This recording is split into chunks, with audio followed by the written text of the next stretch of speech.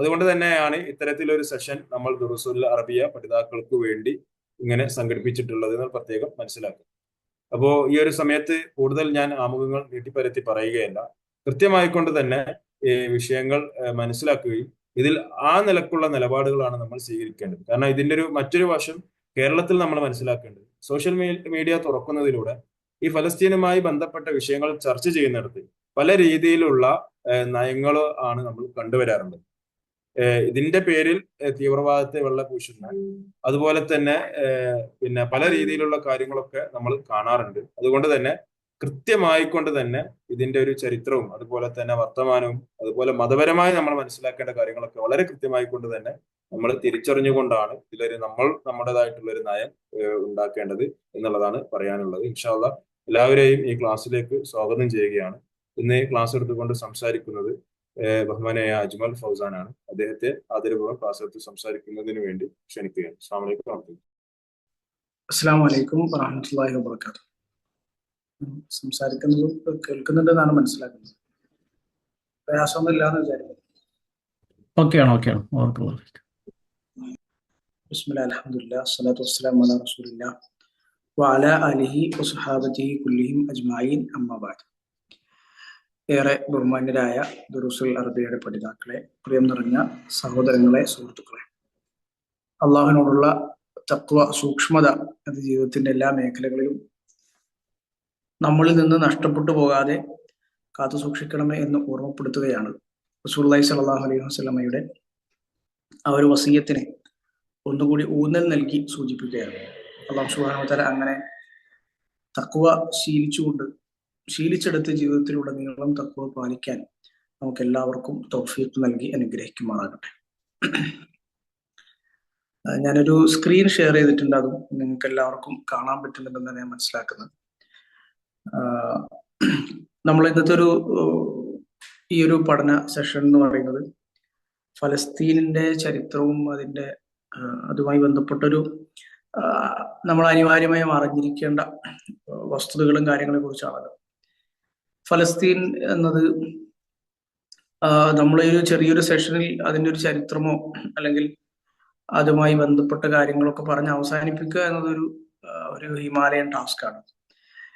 എന്നാൽ പലപ്പോഴും ഫലസ്തീൻ എന്ന പ്രദേശവും അത് ഉൾക്കൊള്ളുന്ന ചരിത്രവും ആ പ്രദേശത്തിനുമേൽ ലോകത്തെ പല ജനവിഭാഗങ്ങളും മതവിഭാഗങ്ങളും ഒക്കെ അവരുന്നയിക്കുന്ന അവകാശവാദങ്ങളും, അതിനിടയ്ക്ക് എന്താണ് ഫലസ്തീൻ എന്നതും ഫലസ്തീന്റെ ചരിത്രം എന്നതും അതിൻ്റെ ഒരു സംക്ഷിപ്ത രൂപമെങ്കിലും മുസ്ലിങ്ങൾ എന്ന നിലക്ക് നമ്മളെല്ലാവരും നിർബന്ധമായി മനസ്സിലാക്കിയിരിക്കണം എന്നതാണ് തുടക്കത്തിൽ സൂചിപ്പിക്കാനുള്ളത്.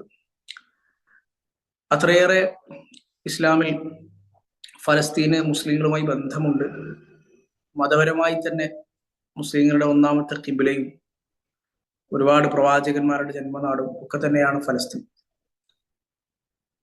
ഫലസ്തീൻ എന്ന് പറയുന്ന ആ ഒരു പ്രദേശത്തിന്റെ ഒരു ചെറിയൊരു ടൈം ലൈനാണ് ഞാനിവിടെ കൊടുത്തിട്ടുള്ളത്. അവിടെ താമസിച്ചിരുന്ന ആളുകളുടെ ടൈം ലൈൻ സ്ക്രീനിൽ നോക്കിയാൽ നമുക്ക് മനസ്സിലാവും. ചരിത്രാതീത കാലം മുതൽ എന്ന് വേണമെങ്കിൽ നമുക്ക് പറയാൻ പറ്റുന്ന രൂപത്തിൽ BC 2000-ങ്ങളിൽ അല്ലെങ്കിൽ 3000, 4000, 5000 വർഷങ്ങളോളം പഴക്കമുള്ള മനുഷ്യവാസത്തിന്റെ രേഖകൾ ഫലസ്തീനിൽ നിന്ന് നമുക്ക് കണ്ടെടുക്കാൻ കഴിയും. ചില പഠനങ്ങൾ അനുസരിച്ച് അതിനേക്കാളും അപ്പുറത്തുള്ള കൃഷിയുടെയും മനുഷ്യവാസത്തിനെയും ഒക്കെ ചരിത്ര രേഖകൾ നമുക്ക് അവിടുന്ന് വായിക്കാൻ കഴിയുമെങ്കിലും കൃത്യമായ വിവരങ്ങൾ അതിനെക്കുറിച്ച് ലഭ്യമല്ല. ഫലസ്തീന്റെ ഏറ്റവും അങ്ങേറ്റത്തെ ചരിത്രം പരിശോധിക്കുമ്പോൾ നമുക്ക് മനസ്സിലാക്കാൻ പറ്റുന്നത് കന്നാനികൾ എന്ന് പറയുന്ന അറബ് ജനവിഭാഗം ഗോത്രം താമസിച്ചിരുന്ന സ്ഥലമായിരുന്നു ഫലസ്തീൻ എന്നുള്ളതാണ്. അവർ അവിടെ അവരുടേതായ രൂപത്തിൽ ജീവിതം കെട്ടിപ്പടുത്തു. അവർ തന്നെ സ്വയം ഭരിക്കുകയും ഒക്കെ ചെയ്തു. കനാനിയ അവർ സംസാരിച്ചിരുന്ന ഭാഷയുണ്ടായിരുന്നു. ഫലസ്തീൻ എന്ന് പറയുന്ന പ്രദേശത്ത് തന്നെയുള്ള ഒരു സ്ഥലത്തിന്റെ പേരാണ് കനാൻ എന്നതായി നമുക്ക് മനസ്സിലാക്കാൻ പറ്റും. ചരിത്രപരമായി വിശുദ്ധ ഖുർആനിലും അതുപോലെ തന്നെ ഇസ്ലാമിക ചരിത്രത്തിലുമൊക്കെ അറിയപ്പെട്ടതും ഇസ്ലാമിക പണ്ഡിതന്മാരൊക്കെയും പ്രസ്താവിച്ചതുമായ ഒരു സ്ഥലം കൂടിയാണ് കനാൻ, അല്ലെങ്കിൽ കനാനികൾ, കനാനി ഭാഷ. ഇതൊക്കെ അങ്ങനെ കനാൻ എന്ന് പറയുന്ന കനാൻ എന്ന അറബ് ഗോത്രത്തിൽ നിന്നാണ് ഫലസ്തീനിന്റെ ചരിത്രത്തിന്റെ തുടക്കം നമുക്ക് അന്വേഷിച്ചു പോയി കണ്ടെത്താൻ കഴിയും. ആ ഒരു സമയത്ത് വേണമെങ്കിൽ ചരിത്രകാരന്മാരുടെ അഭിപ്രായത്തിൽ ഇബ്രാഹിം നബി അലൈഹി ഇസ്ലാമിന്റെ പലായനമൊക്കെ ഉണ്ടാകുന്നതിന് മുൻപാണ് ഈ സംഭവം കനാനികൾ അവിടെ താമസമാക്കുന്നത്. ഫലസ്തീനിലെ ഒന്നാമത്തെ താമസക്കാർ. അപ്പോൾ ആ ഒരു സ്ഥലത്തിന്റെ പേര് എന്താണ് എന്ന് തന്നെ നമുക്ക് കൃത്യമായി പറയാൻ കഴിയില്ല. കാരണം കനാനികൾക്കും ശേഷം മധ്യധരനാഴിയിലെ അഥവാ മെഡിറ്ററേനിയനിലെ ഫലസ്തീൻ, സിറിയ തുടങ്ങിയ പ്രദേശങ്ങൾ, അതുപോലെ യൂറോപ്പിനെ പ്രദേശങ്ങൾ, തീരത്തോടടുത്ത് കിടക്കുന്ന കടൽ, മധ്യധരനാഴി എന്ന് നമ്മൾ മലയാളത്തിൽ പറയുന്ന മെഡിറ്ററേനിയൻ കടലിൽ നിന്നുള്ള ആ ദ്വീപിൽ നിന്നുള്ള പല സമൂഹങ്ങളും പിന്നെ അവിടേക്ക് വരികയും പ്രത്യേകിച്ച് ക്രീറ്റ് ദ്വീപിൽ നിന്നുള്ള ആളുകൾ വരുന്നു, കനാനികളുമായി അവർ ഇടപഴകുന്നു, ഏറ്റുമുട്ടലുകൾ ഉണ്ടാകുന്നു. സ്വാഭാവികമായും അവരിൽ നിന്ന് പിന്നെ രണ്ട് ജനസമൂഹങ്ങളും കൂടിച്ചേർന്ന ഒരു ജനസമൂഹം ഉണ്ടായിരുന്നു.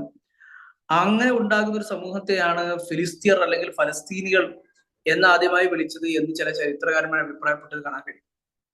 ഏതായിരുന്നാലും ഫിലിസ്തീയ അല്ലെങ്കിൽ പലസ്തീയ അല്ലെങ്കിൽ ഫലേസ്തീയ എന്നൊക്കെ പേരിൽ ചരിത്രാതീത കാലം മുതൽ എന്ന് നമുക്ക് പറയാവുന്ന രൂപത്തിൽ തന്നെ പരാമർശങ്ങൾ ഈ പ്രദേശത്തെ കുറിച്ച് വന്നിട്ടുണ്ട്. അത് നമ്മൾ ഇന്ന് മനസ്സിലാക്കുന്ന ഫലസ്തീൻ എന്ന് പറയുന്ന ഒരു സ്ഥലത്തെ കുറിച്ച് മാത്രമാകണം എന്നില്ല. നേരെ മറിച്ച് ഇന്നത്തെ ജോർദാൻ, അതുപോലെ തന്നെ ഈജിപ്തിന്റെ പല ഭാഗങ്ങൾ, സിറിയയുടെ പല ഭാഗങ്ങളൊക്കെ ഉൾപ്പെട്ട ആ ഒരു പ്രദേശത്തെ കുറിച്ചാണ് ഫലസ്തീൻ എന്ന് പറഞ്ഞത്. അതുപോലെ തന്നെ കാനാൻ ദേശം ബൈബിളിലും അതുപോലെ തന്നെ പഴയ പുസ്തകങ്ങളിലും തോറയിലും ഒക്കെ പരാമർശിക്കപ്പെടുന്ന കാനാൻ ദേശം അഥവാ കനാൻ ദേശം എന്നുള്ളത് ഫലസ്തീനിന്റെ ആദ്യകാലത്ത് ഉപയോഗിച്ചിരുന്ന മറ്റൊരു പേരായിരുന്നു. അതുപോലെ തന്നെ ഈലിയ എന്ന് പറയുന്ന സ്ഥലം, ഇതൊക്കെ ചരിത്രത്തിൽ ഫലസ്തീൻ എന്ന് പറയുന്ന ഈ ഒരു ഭൂപ്രദേശത്തിന് പറയപ്പെട്ട പല പേരുകളിൽ ഒന്നാണ്. ഇബ്രാഹിം നബി അലൈഹിസ്സലാം നമുക്കറിയാവുന്ന പോലെ ബാബിലോണിയയിൽ, ഇന്നത്തെ ഇറാഖിൽ സ്ഥിതി ചെയ്യുന്ന പണ്ടത്തെ വളരെ പുരാതനമായ സംസ്കാരങ്ങളിൽ ഒന്നായ ബാബിലോണിയയിൽ നിന്ന് അദ്ദേഹം യാത്ര പുറപ്പെടുന്നു. അവിടെ നിന്ന് ഹിജ്റ ചെയ്യുന്നു. അദ്ദേഹം ഷാമിൽ, അഥവാ ഷാം എന്ന് പറയുന്ന പ്രദേശം ഇന്നത്തെ സിറിയയും ജോർദാനും ഈ ഫലസ്തീനും ഒക്കെ അടങ്ങുന്ന പ്രദേശത്തിനാണ് ഇസ്ലാമിക ചരിത്രത്തിൽ ഷാം എന്ന് പറയുന്നത്. ആ ഷാമിലേക്ക് അഥവാ ഈ ഫലസ്തീനിലേക്ക്, ഈ കാനാൻ ദേശത്തിലേക്ക് അദ്ദേഹം എത്തുന്നു. പിന്നെ അവിടെ നിന്ന് മിസ്രിലേക്ക് പോകുന്നു, വീണ്ടും ഇവിടേക്ക് എത്തുന്നു, പിന്നെ അവിടെ നിന്ന് മക്കയിലേക്ക് പോകുന്നു. അങ്ങനെ ഇബ്രാഹിം നബി അലൈഹിസ്സലാമിന്റെ ഒക്കെ ഒരു കാലടിപ്പാതികൾ പതിഞ്ഞ അദ്ദേഹം മാത്രമല്ല, പിന്നെ അദ്ദേഹത്തിന്റെ സന്തതി പരമ്പരകളിൽ അനവധി പ്രവാചകന്മാരുടെ ജന്മസ്ഥലവും അവർ ജീവിച്ചതുമായ ഒരു സ്ഥലവുമാണ് ഈ പറയുന്ന ഫലസ്തീൻ പ്രദേശം. ഇത് നമ്മൾ സ്ക്രീനിൽ കാണുന്ന പോലെ പല ആളുകൾ ഭരിച്ചിട്ടുണ്ട്. ഈ പറഞ്ഞ പോലെ കന്നാനികളായിരുന്നു അവരിൽ ഒന്നാമരായുള്ള ആളുകൾ. പിന്നെ ഇബ്രാഹിം നബി അലൈഹിസ്സലാമിന്റെ, ഈ കന്നാനികൾ അറബികളായിരുന്നു. പിന്നെ ഇബ്രാഹിം നബി അലൈഹിസ്സലാമിന്റെ ജീവിത കാലഘട്ടം ഇങ്ങനെ മുന്നോട്ട് പോയി. അദ്ദേഹം നമുക്കറിയാം, അദ്ദേഹത്തിന്റെ രണ്ട് പുത്രന്മാർ, ചരിത്രത്തെ ഏറ്റവും കൂടുതൽ സ്വാധീനിച്ച പ്രവാചകന്മാരുടെ പിതാവ് എന്നറിയപ്പെട്ട ഇബ്രാഹിം നബി അലൈഹി സ്വലാമിന്റെ രണ്ട് പുത്രന്മാർ വഴിയാണ് പിന്നീട് ചരിത്രം മുന്നോട്ട് പോകുന്നത്. അതിലൊന്ന് ഇസ്മായിൽ നബി അലൈഹി സ്വലാം, നമുക്ക് ഏവർക്കും സുപരിചിതമാണ് ചരിത്രം. മറ്റൊന്ന് ഇസ്ഹാഖ് നബി അലൈഹിസ്സലാം. ഇസ്ഹാഖ് നബിയുടെ മകൻ യാക്കൂബ് അലൈഹിസ്സലാമിന്റെ മറ്റൊരു പേരാണ് ഇസ്രായേൽ. അങ്ങനെ ഇസ്രായേൽ എന്ന് പറയുന്ന ഒരു മനുഷ്യൻ, യാക്കൂബ് എന്ന് പറയുന്ന പ്രവാചകൻ സല്ലല്ലാഹു അലൈഹി സ്വലാത്തു വസ്സലാം, അദ്ദേഹം ഉണ്ടാവുന്നു. അദ്ദേഹത്തിന്റെ മക്കൾ എന്ന നിലക്ക്, യാക്കൂബ് നബിയുടെ മക്കൾ എന്ന നിലക്ക് ബനു ഇസ്രായേലിന്റെ മക്കൾ എന്ന നിലക്ക് പിന്നീട് അവരിലൂടെ സമൂഹങ്ങൾ ഉണ്ടാകും. യാക്കൂബ് നബിക്ക് ചരിത്രത്തിൽ പരിശോധിക്കുമ്പോൾ രണ്ട് ഭാര്യമാരുണ്ടായിരുന്നു, റാഹേലും അതുപോലെ തന്നെ റാഷേലും. റാഹേൽ എന്ന ഭാര്യയിലുണ്ടായ യൂസുഫ് അലൈഹിസ്സലാം, അതുപോലെ തന്നെ ബിന്യാമീൻ എന്നീ രണ്ട് മക്കൾ. മറ്റേ ഭാര്യയിലുണ്ടായ ബാക്കി 10 മക്കൾ. അങ്ങനെ 12 മക്കൾ. അങ്ങനെയാണ് യഹൂദ ഗോത്രങ്ങളും യഹൂദരുടെ പാരമ്പര്യവും ഒക്കെ 12 എന്ന അക്കത്തിൽ അധിഷ്ഠിതമായി നിൽക്കുന്നത്. വിശുദ്ധ ഖുർആനിൽ അല്ലാഹു സുബ്ഹാനഹു വ തആല അൽ അസ്ബാത്ത് എന്ന് സൂറത്തുൽ ബഖറയിലൊക്കെ പ്രയോഗിച്ചത് ഈ 12 സഹോദരന്മാരുടെ പിൻതലമുറക്കാരായി വന്ന, അവരുടെ മക്കളായി വന്ന ആളുകളെയാണ്. അങ്ങനെയാണ് യഹൂദന്മാർ 12 ഗോത്രങ്ങളാവുന്നത്. ആ ഒരു ചരിത്രത്തിലേക്ക് നമ്മൾ വിശദമായി കടക്കുന്നില്ല. യൂസുഫ് നബി അലൈഹിസ്സലാം അദ്ദേഹം പിന്നെ ഈജിപ്തിലെത്തുന്നതും അടിമയാകുന്നതും, അവിടെ പിന്നീട് അവിടുത്തെ ധനകാര്യമന്ത്രിയായി, അവിടുത്തെ ഭക്ഷ്യവിഭവങ്ങളുടെ മേൽനോട്ടക്കാരനായി, അവിടുത്തെ ഭരണാധികാരിയായി ഉയർന്നു വരുന്നതും ഒക്കെ നമുക്കറിയാം.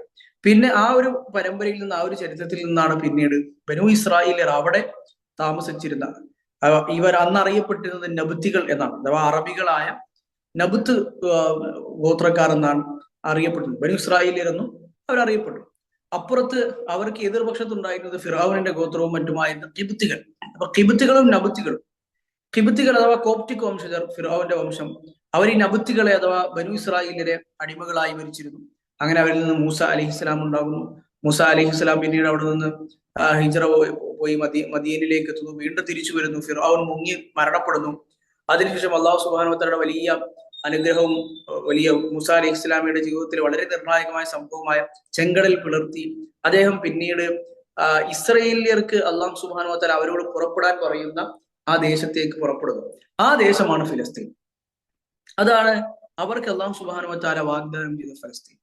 പക്ഷേ വിശുദ്ധ ഖുർആനിലും തിരു ഹദീസുകളിലും ഒക്കെ പരാമർശിക്കപ്പെടുന്നത് പോലെ അത്യധികം നന്ദികേടിന്റെയും അതുപോലെ തന്നെ ധിക്കാരത്തിന്റെയും ആളുകളായിരുന്നു ഈ ബനു ഇസ്രായേലർ, മൂസ അലൈഹി ഇസ്ലാമിയോടൊപ്പം ഉണ്ടായിരുന്ന ബനു ഇസ്രായേലർ. അവർ ഈ ചെങ്കടൽ പിളർത്തി ഇത്രയധികം ഒരുപാട് മുഅ്ജിസത്തുകൾ മൂസ അലൈഹി ഇസ്ലാമിനോട് കണ്ട് അങ്ങനെ വിശ്വസിച്ച് അങ്ങനെ മുന്നോട്ട് വന്ന ഈ ആളുകൾ പിന്നെ കടൽ കടന്ന് അപ്പുറത്തെത്തിയപ്പോൾ അവരുടെ തനി നിറം പുറത്തു വരികയാണുണ്ടായി. പിന്നെ അവർ അള്ളാഹുവിനെ നിഷേധിക്കാനും പിന്നെ പലതരത്തിലുള്ള അള്ളാഹു അല്ലാത്തവരെ ആരാധിക്കാനും മറ്റുമൊക്കെ ഒരുമ്പെടുന്നത്, ഇതൊക്കെ വിശുദ്ധ ഖുർആനിലും തിരു ഹദീസുകളിലുമായി വളരെ സുതാര്യമായി നമുക്ക് മുമ്പിലുള്ള ചരിത്രങ്ങളാണ്. അങ്ങനെ ഒരു അള്ളാഹു സുബ്ഹാനഹു വ തആല പരീക്ഷിക്കുന്നു. ഈ കാനാൻ ദേശത്തുള്ള അഥവാ ഈ ഫലസ്തീനിലുള്ള അന്ന് ജീവിച്ചിരുന്ന ആളുകളോട് നിങ്ങൾ യുദ്ധം ചെയ്യണമെന്ന് അള്ളാഹു സുബ്ഹാനഹു വ തആല കൽപ്പന ഉണ്ടാകുന്നു. സൂറത്തുൽ ബഖറയിൽ അള്ളാഹു വളരെ വിശദമായി ചരിത്രമൊക്കെ പ്രതിപാദിച്ചിട്ടുണ്ട്. അതൊക്കെയും വിശദീകരിക്കാൻ നിന്നാൽ നമ്മുടെ ഈ ക്ലാസ് വളരെ ദീർഘമായി നീണ്ടുപോകും. അപ്പോ അവരന്ന് പറയുന്നത് ഇദ്ഹബ് അൻത വറബ്ബുക ഫഖാതില ഇന്നാ ഹാഹുനാ ഖായിദൂൻ എന്നാണ്. മൂസാ നബിയോട് അവർ പറയുന്നത് ഇദ്ഹബ് അൻത വറബ്ബുക, മൂസ നീയും നിന്റെ റബ്ബും പോയി യുദ്ധം ചെയ്തോളൂ, ഇന്നാ ഹാഹുനാ ഖായിദൂൻ, നമ്മൾ ഇവിടെ ഇരുന്നോളാം എന്ന് പറഞ്ഞ ഭീരുക്കളായി അള്ളാഹുവിനെ കൽപ്പന ധിക്കരിച്ച ആളുകളാണ്. അങ്ങനെ അള്ളാഹു സുബ്ഹാനഹു വ തആല ഏകദേശം 40 വർഷക്കാലം തീഹ് മരുഭൂമിയിൽ അഥവാ അവിടെ അവർക്ക് ഈ പട്ടണത്തിലോ അല്ലെങ്കിൽ ഈ ഫലസ്തീൻ എന്ന് പറയുന്ന അള്ളാഹു വാഗ്ദാനം ചെയ്ത് ഈ പ്രദേശത്തേക്കോ പ്രവേശിക്കാൻ കഴിയാതെ അവരങ്ങനെ മരുഭൂമിയിൽ അലഞ്ഞു തിരിഞ്ഞ് ജീവിക്കുകയാണ്. അപ്പോഴാണ് മന്നയും സൽവയും ഒക്കെ ഇറങ്ങുന്നതും ആ ചരിത്രമൊക്കെ ഉണ്ടാകുന്നത്. അതിനിടയിൽ മൂസ അലൈഹി ഇസ്ലാം മരണപ്പെടുന്നു. മൂസ അലൈഹി ഇസ്ലാമിന്റെ ജീവിതകാലത്ത് ഈ പറഞ്ഞ ആളുകൾ ബനു ഇസ്രായേലിയർ ഫലസ്തീനിൽ അതിന്റെ അധികാരം കീഴടക്കി അവിടെ പ്രവേശിച്ചിട്ടില്ല. പിന്നെ മൂസാ നബി അലൈഹി ഇസ്ലാമയുടെ കൂടെ ഇരുന്ന മൂസാ നബിയുടെ ബന്ധു കൂടിയായ പ്രവാചകൻ കൂടിയായ യൂഷ അലൈഹിസ്സലാം, യൂഷ ഇബ്നു നൂൻ, അദ്ദേഹമാണ് പിന്നീട് മൂസാ നബിക്ക് ശേഷം ബനു ഇസ്രായേലി സമൂഹത്തിന്റെ നേതൃത്വം ഏറ്റെടുക്കുന്നതും അദ്ദേഹം യുദ്ധം ചെയ്യുന്നു. അദ്ദേഹത്തിന്റെ യുദ്ധവും അതിനിടയിലുണ്ടായ പല അത്ഭുത സംഭവങ്ങളും ഒക്കെ റസൂലുള്ളാഹി സ്വല്ലല്ലാഹു അലൈഹി വസല്ലമ അടക്കം ഉദ്ധരിച്ചത് നമുക്ക് സ്വഹീഹായ ഹദീസുകളിൽ നിന്ന് വായിച്ചെടുക്കാൻ കഴിയും. അങ്ങനെയാണ് പിന്നീട് ബനു ഇസ്രായേലിയർ എന്ന് പറയുന്ന അല്ലെങ്കിൽ യഹൂദികൾ എന്ന് നമുക്ക് പറയാൻ കഴിയുന്ന ആളുകൾ ചരിത്രത്തിൽ ഫലസ്തീനിന്റെ മേലൊരു ആധിപത്യം ചരിത്രത്തിൽ ആദ്യമായും അവസാനമായും എന്ന് വേണമെങ്കിൽ ചരിത്രത്തെ പരിഗണിച്ച് ഉണ്ടാകുന്നത് നമുക്ക് കാണാൻ കഴിയും. അങ്ങനെ പിന്നെ അവരവിടെ തുടരുന്നു. യൂഷ നബി അലൈഹിസ്സലാം അദ്ദേഹത്തിന്റെ നേതൃത്വത്തിൽ അങ്ങനെ തുടരുന്നു. അവരുടെ ഭരണം ഇങ്ങനെ ഉണ്ടാകുന്നു. അതിൽ ഏറ്റവും പ്രധാനപ്പെട്ടത് അന്ന് പല രൂപത്തിൽ 12 ഗോത്രങ്ങൾക്കും 12 പ്രവിശ്യകൾ വീതിച്ചു കൊടുക്കുന്നതും അവർക്കൊക്കെയും കൃത്യമായ നിയമങ്ങൾ നിർമ്മിക്കുന്നതും ഒക്കെ ചരിത്രത്തിൽ നമുക്ക് വായിച്ചെടുക്കാൻ കഴിയും. ഏതായിരുന്നാലും ഈ ഒരു ചരിത്ര പശ്ചാത്തലത്തിൽ പിന്നെ മൂസാ നബി അലൈഹി ഇസ്ലാമയുടെ ഈ അതിനുശേഷം യൂഷ നബി ഓരോ പ്രവാചകനും ബനു ഇസ്രായേലിനെ കുറിച്ച് നമുക്ക് കാണാൻ കഴിയും. രാജാക്കന്മാർ പ്രവാചകന്മാരൊക്കെ അള്ളാഹു സുബ്ഹാനഹു വ തആല ഇങ്ങനെ തുടരെ നൽകിയ ഒരു സമൂഹമായിരുന്നു ഈ ബനു ഇസ്രായേൽ എന്ന് പറയുന്നത്. ഈ സമയത്താണ് ഇസ്രയേലുകൾ അല്ലെങ്കിൽ യഹൂദികൾ ഇന്നും വാദിക്കുന്നത് പോലെ അവരുടെ വാഗ്ദത്ത ഭൂമി എന്ന് വാദിക്കുന്നതിന് എന്നിൽ കാരണക്കാരനായ അവരായിരുന്നു ആദ്യം അവിടെ ഉണ്ടായിരുന്നത് എന്നതിന് പ്രധാനമായും അവർ തെളിവായി പറയുന്ന ഏറ്റവും പ്രധാനപ്പെട്ട ഭരണകാലഘട്ടം എന്ന് പറയുന്നത് ഈ കാലഘട്ടമാണ്. ഈ കാലഘട്ടത്തിലാണ് ദാവൂദ് നബി അലൈഹിസ്സലാം അതുപോലെ തന്നെ സുലൈമാൻ നബി അലൈഹിസ്സലാം പോലുള്ള പ്രവാചകന്മാരും ഒരേ സമയം രാജാക്കന്മാരുമായ ആളുകൾ ഈ ബനു ഇസ്രായേലിനെ ഭരിച്ച് ഈ ഫലസ്തീൻ എന്ന് പറയുന്ന വലിയ പ്രദേശം അവർ ഭരിക്കുന്നത്. അങ്ങനെ ദാവൂദ് നബി അലൈഹി സ്വലാം സുലൈമാൻ നബി അലൈഹി സ്വലാം ഇവരുടെ ഭരണകാലഘട്ടം കഴിഞ്ഞു. അതിനുശേഷം പല രാജാക്കന്മാരുണ്ടായി, പലതരത്തിലുള്ള സംഘടനകൾ അവർ തമ്മിൽ സംഘർഷങ്ങൾ ഉണ്ടായി. അങ്ങനെ 2 രാജ്യങ്ങളെ അവർ വേർപിരിഞ്ഞു. യഹൂദ എന്ന പേരിൽ ഒരു രാജ്യവും അതുപോലെ തന്നെ ഇസ്രായേൽ എന്നു പേരുള്ള ഒരു രാജ്യവും. ഈ 2 രാജ്യങ്ങളായി 2 പ്രദേശങ്ങളായി ഇങ്ങനെ വേറിട്ട് പരസ്പരം ഏറ്റുമുട്ടലിൽ ഏർപ്പെട്ട് ജീവിച്ചു കൊണ്ടിരിക്കുമ്പോഴാണ് പലതരത്തിലുള്ള വൈദേശികമായ ആക്രമണങ്ങളും ഇവർക്ക് നേരിടേണ്ടി വരുന്നത്. ഈ ഒരു കാലഘട്ടമാണ് നമ്മൾ പറയുന്ന പോലെ ചരിത്രത്തിൽ യഹൂദികൾ അവർ നേരിട്ട് ഫലസ്തീനിൽ അധികാരം ഉറപ്പിച്ചിരുന്ന അവരുടെ രാജ്യം ഉണ്ടായിരുന്ന ഒരു കാലഘട്ടം എന്ന് നമുക്ക് പറയാവുന്ന ഒരു കാലഘട്ടം ഇതാണ്. ഇതിനെയാണ് ഇന്നും ജൂതന്മാർ പുരാതന കാലത്ത് തങ്ങളുടെ പിന്നെ സുവർണ കാലഘട്ടമൊക്കെയായി എണ്ണുന്നത്. ഇങ്ങനെ ഇവർ രണ്ട് രൂപത്തിൽ ഇതൊക്കെ നടക്കുന്നത് നമ്മൾ മനസ്സിലാക്കേണ്ടതൊക്കെ BC വർഷങ്ങൾക്ക് മുമ്പ്, പിന്നെ ഈസാ നബി അലൈഹി ഇസ്ലാമയുടെ ഒക്കെ ജനനത്തിന് മുൻപുള്ള ആ ഒരു കാലഘട്ടത്തിലാണ് ഈ കാര്യങ്ങളൊക്കെ നടക്കുന്നത്. ഈ സമയത്ത് അന്ന് ലോകത്തിലെ വൻ ശക്തികളായിരുന്ന കുറെ ആളുകൾ ഉണ്ടായിരുന്നു. ഈ പറഞ്ഞ വൻ ശക്തികളായ പല രാജാക്കന്മാരും, പേർഷ്യ, അതുപോലെ തന്നെ പേർഷ്യയിലെ തന്നെ പല രാജാക്കന്മാർ, മാസഡോണിയ ഭരിച്ചിരുന്ന, ഗ്രീക്ക് ഭരിച്ചിരുന്ന അലക്സാണ്ടറിനെ പോലെയുള്ള ചക്രവർത്തിമാർ, മിസ്രിലെ, ഈജിപ്തിലെ ആളുകൾ, ഇവരിൽ പലരും ഈ പ്രദേശത്തെ നോട്ടമിടുകയും ഈ പ്രദേശത്തെ കീഴ്പ്പെടുത്തുകയും ചെയ്യാൻ വേണ്ടി ശ്രമിച്ചിട്ടുണ്ട്. അതിൽ പ്രധാനപ്പെട്ട ഒന്ന് രണ്ട് ആളുകളാണ്. ഒന്ന് അസീറിയന്മാർ അഥവാ പുരാതനമായ ബാബിലോണിയയിലെ ഗോത്രവിഭാഗക്കാരാണ്. അവിടെ രാജവംശം സ്ഥാപിച്ച ആളുകളാണ് അസീറിയന്മാർ ഇതുപോലെ ഫലസ്തീനെ ആക്രമിച്ചിട്ടുണ്ട്. അതുപോലെ തന്നെ അസീറിയന്മാരുടെ പിന്തുടർച്ചയും അവരിൽ തന്നെയുള്ള മറ്റൊരു വിഭാഗം, പുരാതനമായ മെസപ്പൊട്ടോമിയ, ഇന്നത്തെ ഇറാഖിലെ പ്രദേശങ്ങൾ ഭരിച്ചിരുന്ന പുരാതന രാജവംശങ്ങളാണ് ഇതൊക്കെ, ഗോത്രങ്ങളാണ് ഇതൊക്കെ. മറ്റൊരു വിഭാഗമാണ്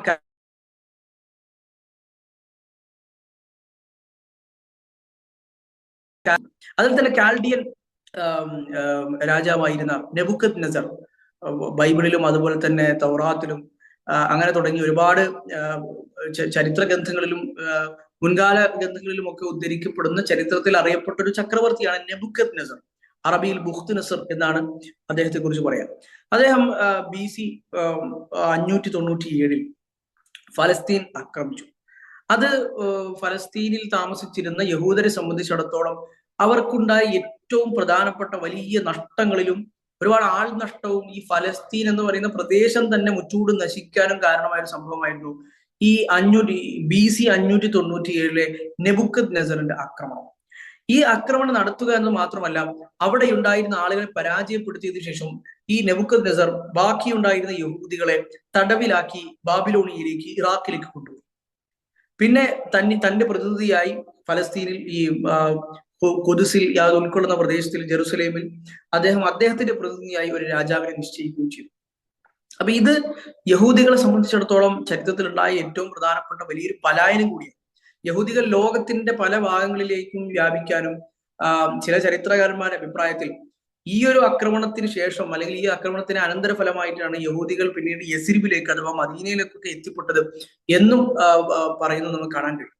അഥവാ മദീനയിൽ, യസ്രിബിൽ റസൂലുള്ളാഹി സ്വല്ലല്ലാഹു അലൈഹി വസല്ലം വരുമ്പോൾ അവിടെ യഹൂദ പിന്നെ സെറ്റിൽമെന്റുകളുണ്ട്, യഹൂദ ഗോത്രങ്ങളുണ്ട്. അവിടെ എത്രയോ വർഷങ്ങളായി, നൂറ്റാണ്ടുകളായി താമസിക്കുന്ന യഹൂദരുണ്ട്.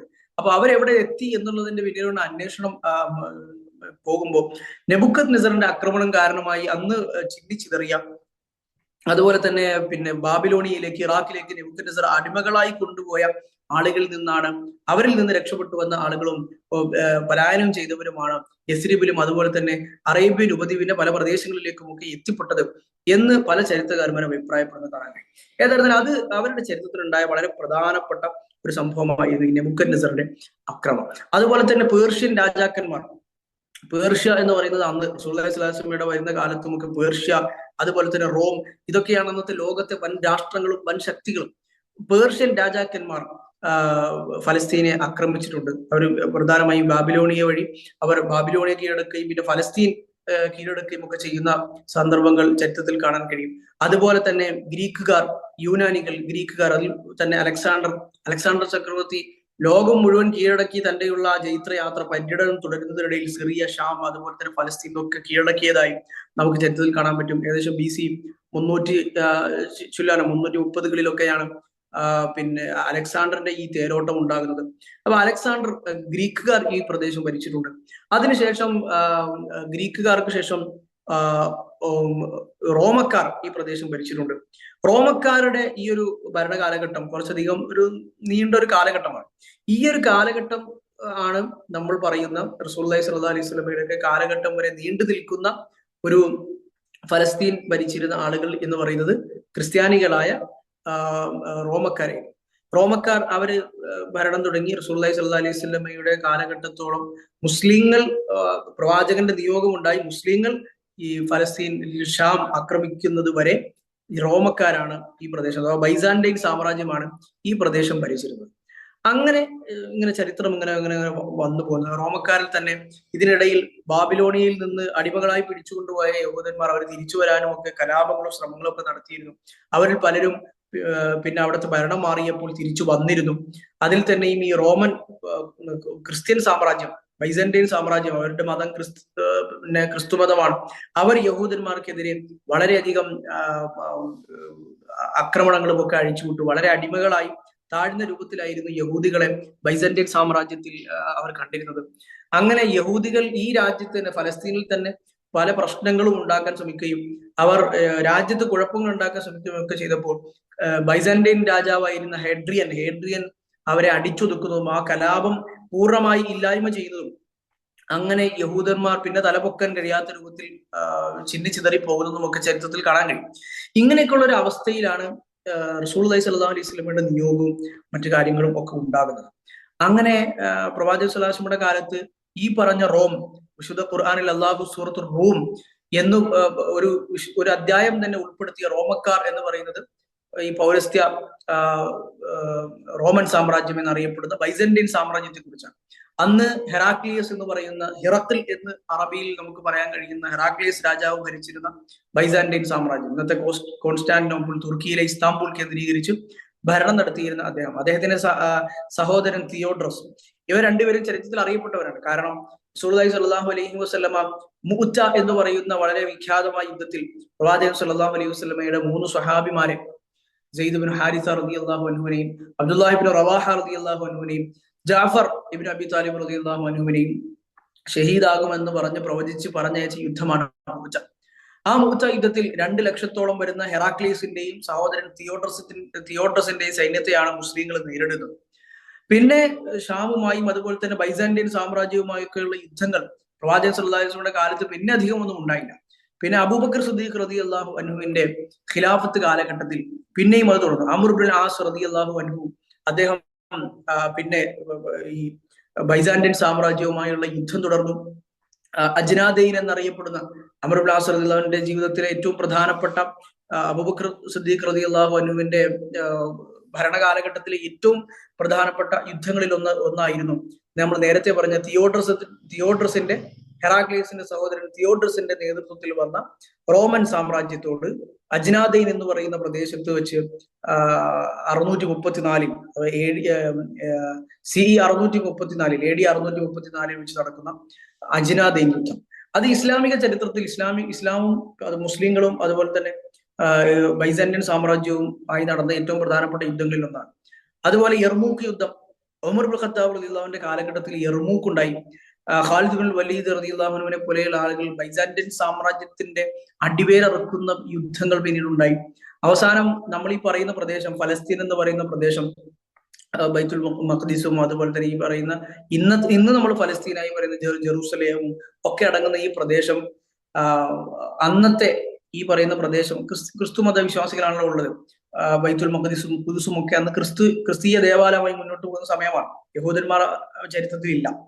അവർ അവസാനം അവർ പറയുന്നത്, അവർ വെക്കുന്ന ഉടമ്പടി, നമ്മൾ ഈ ഖുദ്സ് അതുപോലെ തന്നെ ഈ പറയുന്ന ഫലസ്തീൻ എന്ന് പറയുന്ന പ്രദേശം, ബൈത്തുൽ മഖ്ദിസ് ഒക്കെ ഉൾക്കൊള്ളുന്ന പുണ്യപുരാതനമായ നഗരം നമ്മൾ മുസ്ലിങ്ങൾക്ക് വിട്ടുതരാം, പക്ഷെ ഒരു കണ്ടീഷനിൽ. അന്നത്തെ ക്രിസ്തീയ പാത്രിയാർക്കീസ് ആയിരുന്ന പിന്നെ സൊഫ്രോണിയസ് എന്ന് പറയുന്ന ക്രിസ്തീയ പുരോഹിതൻ, അയാൾ വെക്കുന്ന ഉടമ്പടി, നിങ്ങളുടെ ഖലീഫ ഉമർ ഇബ്നുൽ ഖത്താബ് റളിയല്ലാഹു അൻഹു നേരിട്ട് വന്ന് ഖുദ്സ് പട്ടണത്തിന്റെ നിയന്ത്രണം ഏറ്റെടുക്കണം, അദ്ദേഹത്തിന് നമ്മളത് കൈമാറാം എന്നുള്ളതാണ്. നമ്മൾ മനസ്സിലാക്കുന്ന പോലെ ഈലിയ എന്ന്, അല്ലെങ്കിൽ അങ്ങനെ പല പേരുകളിലുമായിരുന്നു ഈ ഖുദ്സ് എന്ന് പറയുന്ന പ്രദേശം, ഇന്ന് നമ്മൾ പറയുന്ന ബൈത്തുൽ മഖ്ദിസും ഒക്കെ ഉൾക്കൊള്ളുന്ന ആ ഒരു പ്രദേശം ഉണ്ടായിരുന്നു. അങ്ങനെ ഉമർ റളിയല്ലാഹു അൻഹു ഫലസ്തീനിലേക്ക് പോകുന്നതും അദ്ദേഹത്തിന് ക്രിസ്തീയ പുരോഹിതന്റെ കയ്യിൽ നിന്ന്, സൊഫ്രോണിയസിന്റെ കയ്യിൽ നിന്ന് താക്കോൽ ഏറ്റുവാങ്ങുന്നതും, ബൈത്തുൽ മഖ്ദിസിന്റെയും ആ ഖുദ്സ് പട്ടണത്തിന്റെയും ഫലസ്തീൻ പ്രദേശത്തിന്റെയും മൊത്തം ഷാമിന്റെയും ഒക്കെ അധികാരം മുസ്ലിങ്ങളുടെ കയ്യിൽ വരുന്നതും ഒക്കെ ചെയ്ത് നമുക്കറിയാം. അന്ന് മുതൽ പിന്നെ പല അറബ് ഗോത്രങ്ങളും, പല നാട്ടിൽ നിന്നുള്ള ആളുകൾ, ഖുറൈശികൾ, അതുപോലെ തന്നെ ഗോത്ര വ്യത്യാസമില്ലാതെ തന്നെ ഒരുപാട് ആളുകൾ ഷാമിൽ പോയി, ഫലസ്തീനിൽ പോയി താമസമാക്കിയിട്ടുണ്ട്. ഖുറൈശികളിൽ നിന്ന് ഒരുപാട് ആളുകൾ അങ്ങോട്ട് പോയിട്ടുണ്ട്. അങ്ങനെ പല അറബ് നാടുകളിൽ നിന്നും ആളുകൾ അവിടെ വന്ന് താമസമാക്കിയിട്ടുണ്ട്. നമ്മൾ നേരത്തെ പറഞ്ഞ പോലെ ആ ഫലസ്തീൻ എന്ന് പറയുന്ന പ്രദേശം, ഫിലിസ്തീൻ എന്നുള്ള പേരും കനാനികൾ, ഇതൊക്കെയും അറബ് അടിസ്ഥാനപ്പെടുത്തിയ അറബ് ജനത താമസിച്ചിരുന്ന സ്ഥലങ്ങളായിരുന്നു. യഹൂദന്മാർ പിന്നെയാണ് അവിടേക്ക് വരുന്നതും അവർ പലായനം ചെയ്താണ് അങ്ങോട്ടേക്ക് എത്തുന്നതും. പിന്നെ ഈ ഒരു കാലഘട്ടത്തിൽ വേറെയും പല അറബ് ജനത അവിടെ വന്നു. നമുക്കറിയാം, ഇമാം ഷാഫി റഹ്മത്തുള്ളാഹി പോലെയുള്ള ആളുകളൊക്കെ ഗസയിലാണ് ജനിക്കുന്നത്. അദ്ദേഹം ഖുറൈശി വംശജനാണ്. പക്ഷെ അദ്ദേഹം കച്ചവടത്തിനായും മറ്റും അദ്ദേഹത്തിന്റെ കുടുംബം ഉപ്പ അവിടെ താമസമാക്കുന്നു. പിന്നെ രണ്ടാമത്തെ വയസ്സിൽ അദ്ദേഹത്തിന്റെ ഉമ്മയാണ് തിരിച്ച് അദ്ദേഹത്തെ മക്കയിലേക്ക് കൊണ്ടുപോകുന്നത്. അപ്പൊ മുസ്ലിങ്ങൾ പല ഗോത്രങ്ങൾ, പല നാടുകളിൽ നിന്നും പല ആളുകളും വന്ന് സിറിയയിൽ നിന്നും, ഹിജാസിൽ നിന്നും, മക്കയിൽ നിന്നും, മദീനയിൽ നിന്നും ഒക്കെ പല നാടുകളിൽ നിന്നും ആളുകൾ വന്ന് ഫലസ്തീൻ എന്ന് പറയുന്ന പ്രദേശത്ത് താമസമാക്കുകയുണ്ടായി. പിന്നെ ഖലീഫമാരുടെ കാലഘട്ടം കഴിഞ്ഞു, ഉമവി ഖലീഫമാരുടെ കാലഘട്ടം എത്തി, അബ്ബാസി ഖലീഫമാരുടെ കാലഘട്ടം എത്തി. അവിടെയൊക്കെ ഇസ്ലാമിക ഭരണത്തിന് കീഴിൽ ഫലസ്തീൻ എന്ന് പറയുന്ന പ്രദേശം മുസ്ലിങ്ങൾക്ക് സ്വാഭാവികമായും അവർക്ക് വളരെയധികം പ്രാധാന്യം അർഹിക്കുന്ന, അവരുടെ മൂന്നാമത്തെ ഹറം എന്ന് പറയാൻ കഴിയുന്ന ഒന്നാമത്തെ ഖിബിലയായ മസ്ജിദുൽ അഖ്സ അടക്കമുള്ള ബൈത്തുൽ മഖ്ദിസ് എന്ന് പറയുന്ന പുരാതനമായ ആ നഗരമുള്ളത് അവിടെയാണ്. അപ്പോ അത് സ്വാഭാവികമായി അവർ സംരക്ഷിച്ചു, അതിനെ കൃത്യമായി പരിപാലിച്ചു. ഇന്ന് നമ്മൾ കാണുന്ന ഫലസ്തീനിന്റെ ചിത്രങ്ങളിൽ അല്ലെങ്കിൽ ബൈത്തുൽ മഖ്ദിസിന്റെ ചിത്രങ്ങളിൽ കാണുന്ന പലതും ഉമവി കാലഘട്ടത്തിലോ അല്ലെങ്കിൽ അബ്ബാസി കാലഘട്ടത്തിലോ ആണ് അതിന്റെ ഏറ്റവും പ്രധാനപ്പെട്ട നിർമ്മിതികൾ ഉണ്ടായിട്ടുള്ളത്. ഏറ്റവും പ്രധാനമായി അബ്ദുൽ മലിക് ബിൻ മർവാൻ, അദ്ദേഹം ഉമവി ഖലീഫയായിരുന്നു. അദ്ദേഹത്തിന്റെ സഹോദരന്റെ മകനാണ് ഉമർ ബിൻ അബ്ദുൽ അസീസ് റഹ്മത്തുള്ളാഹി അലൈഹി. അബ്ദുൽ മലിക് ബിൻ മർവാൻ, അദ്ദേഹത്തിന്റെ മക്കൾ സുലൈമാൻ ബിൻ അബ്ദുൽ മലിക്, ഹിഷാം ബിൻ അബ്ദുൽ മലിക്, ഇവരൊക്കെ ഖലീഫമാരായിരുന്നു. മസ്ജിദുൽ അഖ്സയുടെ നിർമ്മാണത്തിലും അതുപോലെ തന്നെ ഖുബ്ബത്തു സഖ്റ എന്ന് പറയുന്ന ബൈത്തുൽ മഖ്ദിസിലെ ഖുദ്സിലെ ഏറ്റവും പ്രധാനപ്പെട്ട മറ്റൊരു നിർമ്മിതിയുടെയും ഒക്കെ നിർമ്മാണത്തിൽ ഏറ്റവും കൂടുതൽ പങ്കുവഹിച്ച ആളുകളാണ് സുലൈമാൻ ബിൻ അബ്ദുൽ മലിക്കും അതുപോലെ തന്നെ അബ്ദുൽ മലിക് ബിൻ മർവാനും പോലെയുള്ള ഇസ്ലാമിക ലോകത്തെ ഉമവി ഖലീഫമാരായിരുന്ന ആളുകൾ. അതുപോലെ തന്നെ അബ്ബാസി, അതിനുശേഷം വന്ന അബ്ബാസി ഖലീഫമാരും അതേ രൂപത്തിൽ തന്നെ ഈ ഫലസ്തീനെ സംരക്ഷിച്ചു. പിന്നെ കുറെ കാലഘട്ടം കഴിഞ്ഞപ്പോഴേക്കും ഇസ്ലാമിക ലോകത്ത് അബ്ബാസി ഖിലാഫത്തിന്റെ കാലത്തുണ്ടായ ഏറ്റവും പ്രധാനപ്പെട്ട ഫിത്നകളിൽ ഒന്നായിരുന്നു ഷീഇകളുടെ ഫിത്ന. അവർ പല രൂപത്തിൽ ഇസ്ലാമിക സാമ്രാജ്യത്തെ ഉള്ളിൽ നിന്നും തുരങ്കം വയ്ക്കാനും ചതിക്കാനും വഞ്ചിക്കാനും ഉള്ളിൽ നിന്നുകൊണ്ട് ശത്രുക്കൾക്ക് ഒറ്റിക്കൊടുക്കാനും ശ്രമിച്ചു എന്നത് ഇസ്ലാമിക ചരിത്രത്തിലെ ഏറ്റവും ദുരന്തപൂർണമായ വേദനാജനകമായ അധ്യായങ്ങളിൽപ്പെട്ടതാണ്. അതിൽ പല ആളുകൾ കർമ്മത്തികൾ എന്ന് പറയുന്ന ഷീഇകളിലെ തന്നെ അതിതീവ്രമായ ഒരു വിഭാഗമാണ്. മസ്ജിദുൽ ഹറം, മസ്ജിദുൽ ഹറവും മസ്ജിദുൽ നബവിയും ഒക്കെ ഇസ്ലാമിന്റെ പുണ്യവും അതുപോലെ തന്നെ ശ്രേഷ്ഠകരവുമായ സ്ഥലങ്ങളൊക്കെയും ആക്രമിക്കുകയും അവിടെയുള്ള ആളുകളെ നിഷ്കരണം കൊന്നൊടുക്കുകയും മസ്ജിദുൽ ഹറമിൽ നിന്ന് ഹജറുൽ അസ്വദ് മോഷ്ടിച്ച് 22 കൊല്ലക്കാലം അങ്ങനെ ഹജറുൽ അസ്വദ് ഇല്ലാതെ ഒഴിഞ്ഞു കിടക്കുകയും ചെയ്ത ചരിത്രം അത് അവകാശപ്പെടാനുള്ള ആളുകളാണ് കർമ്മത്തികൾ. ഇസ്ലാമിക ലോകത്ത് കറാമിത്തകൾ പിന്നെ ഇസ്ലാമിക ലോകത്ത് ഒരുപാട് പ്രശ്നങ്ങൾ ഉണ്ടാക്കിയിട്ടുണ്ട്. അന്ന് ഈ ഷീഇകൾ, ഈ കർമ്മത്തികൾ, അന്ന് അബ്ബാസി ഖിലാഫത്ത് തകരാനുള്ള കാരണങ്ങളിൽ പ്രധാനപ്പെട്ട കാരണങ്ങളിലൊക്കെ ഒന്ന് ഈ ഷീഇകൾ ഉള്ളിൽ നിന്ന് ശത്രുക്കളെ ഇങ്ങോട്ട് വിളിച്ചു വരുത്തിയതാണ്. ഇസ്ലാമിനപ്പുറത്ത് ഏതൊക്കെ ശത്രുക്കളുണ്ടോ, അത് കുരിശി യുദ്ധക്കാരാവട്ടെ അല്ലെങ്കിൽ മംഗോളികൾ, ചെങ്കിസ് ഖാന്റെ പിൻഗാമികളാകട്ടെ, അവരൊക്കെ ഈ മുസ്ലിങ്ങളെ ആക്രമിക്കാൻ വേണ്ടി വരുമ്പോൾ ഇവിടെ നിന്ന് അങ്ങോട്ട് കത്തയച്ച് അല്ലെങ്കിൽ രാഖി രാമാനം മുസ്ലിങ്ങളെ ഒറ്റിക്കൊടുക്കാൻ വേണ്ടി കോട്ടവാതിലുകൾ തുറന്നു കൊടുത്ത് ഇസ്ലാമിന്റെ അന്നത്തെ അബ്ബാസി ഖലീഫമാരെ പണത്തിന് വേണ്ടി മാത്രം വഞ്ചിച്ച് മുസ്ലിങ്ങളെ കൊല്ലാൻ വേണ്ടി കൂട്ടുന്ന ആളുകളായിരുന്നു ഷീഇകൾ. അങ്ങനെ ഈ ഷീഇകളിലെ തന്നെ പല വിഭാഗങ്ങൾ, റാഫിദികൾ, ഖർമത്തികളൊക്കെ ഈ സമയത്ത് കടന്നു വരുന്നുണ്ട്. അതിൽപ്പെട്ട പ്രധാനപ്പെട്ട ഒരു വിഭാഗമാണ് ഉബൈദികൾ അല്ലെങ്കിൽ ഫാത്തിമികൾ. ഉബൈദികൾ അവർ ഉത്തരാഫ്രിക്കയിൽ, ഇന്നത്തെ നോർത്ത് ആഫ്രിക്കയിലെ ടുണീഷ്യ എന്ന് പറയുന്ന സ്ഥലത്ത് അവർ തുടങ്ങി. അവരങ്ങനെ വളർന്നു. അവർ ഫാത്തിമകൾ എന്ന പേര് യാതൊരു അവകാശവും ഇല്ലാതെ അവർ സ്വയം സ്വീകരിച്ചതാണ്. അഥവാ ഫാത്തിമ റളിയല്ലാഹു അൻഹയുടെ പിൻഗാമികൾ എന്നാണ് അവർ സ്വയം അവകാശപ്പെടുന്നത്. അവർ യാതൊരു അടിസ്ഥാനവുമില്ല, അവരുടെ പാരമ്പര്യം ഇങ്ങനെ വെറുതെ അവകാശപ്പെടുന്നത് മാത്രം. അവർ പക്ക ഷീഇകളാണ്, കടുത്ത ഷീഇകളാണ്. ഇസ്ലാമിന് ഒരുപാട് ദോഷങ്ങൾ വരുത്തി വെച്ച ഇസ്ലാമിക വിശ്വാസങ്ങളെയും ആദർശങ്ങളെയും ഒക്കെ തകർക്കാൻ ശ്രമിച്ച ആളുകളാണ്. ഒന്നും കൂടി വ്യക്തമായി പറഞ്ഞാൽ നബിദിനവും അതുപോലെ തന്നെ മീലാദും ഒക്കെ ആദ്യമായി തുടങ്ങി വെച്ചത് ഉബൈദികൾ അഥവാ ഈ ഫാത്തിമികളാണ്. അവർ ആദ്യം ടുണീഷ്യയിലായിരുന്നു, പിന്നെ അവരുടെ ഭരണസിരാ കേന്ദ്രം ഈജിപ്തിലേക്ക് എത്തി. ഈ സമയത്താണ് ഈജിപ്തിന്റെ കീഴിൽ ഈ പറയുന്ന ഇവരുടെ കീഴിൽ ഫലസ്തീനിന്റെ ഒരു വലിയൊരു അളവോളം നിയന്ത്രണം ഉണ്ടാകുന്നത്. ഈ സമയം ഇസ്ലാമിക ചരിത്രത്തിൽ പ്രധാനപ്പെട്ടതാണ്. ഇതേ സമയത്താണ് ഇസ്ലാമിക ചരിത്രത്തിലെ ഏറ്റവും പ്രധാനപ്പെട്ട വലിയ ഭീഷണികളിൽ ഒന്നായ കുരിശുദ്ധം എന്ന് പറയുന്നുണ്ടാകും. 2-3 നൂറ്റാണ്ടുകൾ നീണ്ടു നിന്ന ഇന്നത്തെ യൂറോപ്പിൽ നിന്ന് അന്നത്തെ ക്രിസ്തീയ മതമേലധ്യക്ഷനായ പോപ്പ് അർബൻ 2-ാമന്റെ നിർദ്ദേശപ്രകാരം അന്ന് യൂറോപ്പിൽ നിന്നും, ഫ്രാൻസിൽ നിന്നും, അതുപോലെ തന്നെ ഇംഗ്ലണ്ടിൽ നിന്നും, ഇന്നത്തെ പ്രധാനപ്പെട്ട യൂറോപ്പിലെ രാജ്യങ്ങളിൽ നിന്നുമൊക്കെ അനവധി ആളുകൾ ഫലസ്തീൻ കീഴടക്കാൻ വേണ്ടി മതഭ്രാന്ത് മൂത്ത് കണ്ണിൽ കാണുന്നതൊക്കെയും തട്ടി തകർത്തുകൊണ്ട് അവർ രംഗത്ത് വരുന്ന അങ്ങനെയാണ്. കുരിശുപടയാളികൾ എന്നറിയപ്പെട്ട ആ ഒരു സമയത്ത് കുരിശുപടയാളികൾക്ക് മുസ്ലിങ്ങളുടെ ഏറ്റവും കണ്ണിലുണ്ണിയായി പ്രദേശം അവർക്ക് വേണ്ടി കൊടുക്കുന്നത് വേണമെങ്കിൽ ഈ ഫാത്തിമികളും ഉബൈദികളും ഇസ്ലാമികളും ഒക്കെ തന്നു നടത്തിയ പ്രശ്നങ്ങൾ കൊണ്ടാണ് എന്ന് വേണമെങ്കിൽ പറയാം. അതിൽ നിന്ന് ഒക്കെ പിന്നീട് മുസ്ലിങ്ങളെ രക്ഷപ്പെടുത്തുന്നതും ഫലസ്തീൻ തിരിച്ചു പിടിക്കുന്നതും നമുക്ക് ഏവർക്കും സുപരിചിതമായ ചില വ്യക്തിത്വങ്ങളാണ്. അതിലൊന്ന് ഹെത്തീൻ എന്ന് പറയുന്ന ഇസ്ലാമിക ലോകത്ത് ഫലസ്തീന്റെ വിഷയത്തിലും ഏറ്റവും അറിയപ്പെട്ട യുദ്ധത്തിലൂടെ പിന്നീട് ഫലസ്തീൻ തിരിച്ചു പിടിച്ചയാളാണ് സലാഹുദ്ദീൻ അയ്യൂബി റഹ്മത്തുള്ളാഹി അലൈഹി. അദ്ദേഹത്തിന്റെ ഒരുപാട് വാചകങ്ങൾ നമുക്ക് അന്നത്തെ ലോകത്തെ മുസ്ലിങ്ങളുടെ അവസ്ഥയെക്കുറിച്ച് കാണാൻ കഴിയും. കുരിശു പടയാളികളോട് യുദ്ധം ചെയ്യുന്നതിനേക്കാൾ ഉബൈദികളോടും ഫാത്തിമകളോടും യുദ്ധം ചെയ്യുന്നതാണ് കൂടുതൽ നല്ലത് എന്ന ആശയത്തിലുള്ള വാചകങ്ങൾ പോലും അദ്ദേഹത്തിന് നമുക്ക് കാണാൻ കഴിയും. കാരണം അത്രമാത്രം മറ്റുള്ളവർ മുസ്ലിങ്ങളുടെ ബാഹ്യമായ ശത്രുക്കളാണെങ്കിൽ ഉള്ളിൽ നിന്നുകൊണ്ട് പണ്ട് കാലത്ത് റസൂലുള്ളാഹി സ്വല്ലല്ലാഹു അലൈഹി വസല്ലമയോടൊപ്പം ഉണ്ടായിരുന്ന മുനാഫിക്കുകൾ ചെയ്ത പണി പോലെ ഉള്ളിൽ നിന്ന് ഇസ്ലാമിനെ തകർക്കാനും മുസ്ലിങ്ങളെ ഒറ്റിക്കൊടുക്കാനും വേണ്ടി ശ്രമിച്ച ആളുകളായിരുന്നു ഈ ഉബൈദികൾ, ഫാത്തിമകൾ. അതുകൊണ്ട് തന്നെ സലാഹുദ്ദീൻ അയ്യൂബി റഹ്മത്തുള്ളാഹി അലൈഹി കുരിശു പടയാളികളോട് യുദ്ധം ചെയ്ത് ഫലസ്തീൻ തിരിച്ചെടുത്തു എന്നത് മാത്രമല്ല അദ്ദേഹത്തിന്റെ നേട്ടം. അദ്ദേഹത്തിന്റെ ഏറ്റവും പ്രധാനപ്പെട്ട മറ്റൊരു നേട്ടം ഈ ഉബൈദികളെയും ഫാത്തിമകളെയും ഈജിപ്തിൽ നിന്നും അതിന്റെ ഭരണസിരാ കേന്ദ്രത്തിൽ നിന്നും സ്വാധീനത്തിൽ നിന്നും അദ്ദേഹം കെട്ടിച്ചു എന്നത് കൂടിയാണ്. അതുകൊണ്ടാണ് അന്നത്തെ അഹ്ലുസുന്നയുടെ ഏറ്റവും പ്രധാനപ്പെട്ട പണ്ഡിതന്മാരൊക്കെയും സലാഹുദ്ദീൻ അയ്യൂബി റഹ്മത്തുള്ളാഹി അലൈഹിയുടെ സൈന്യത്തിൽ ഉണ്ടായിരുന്നു.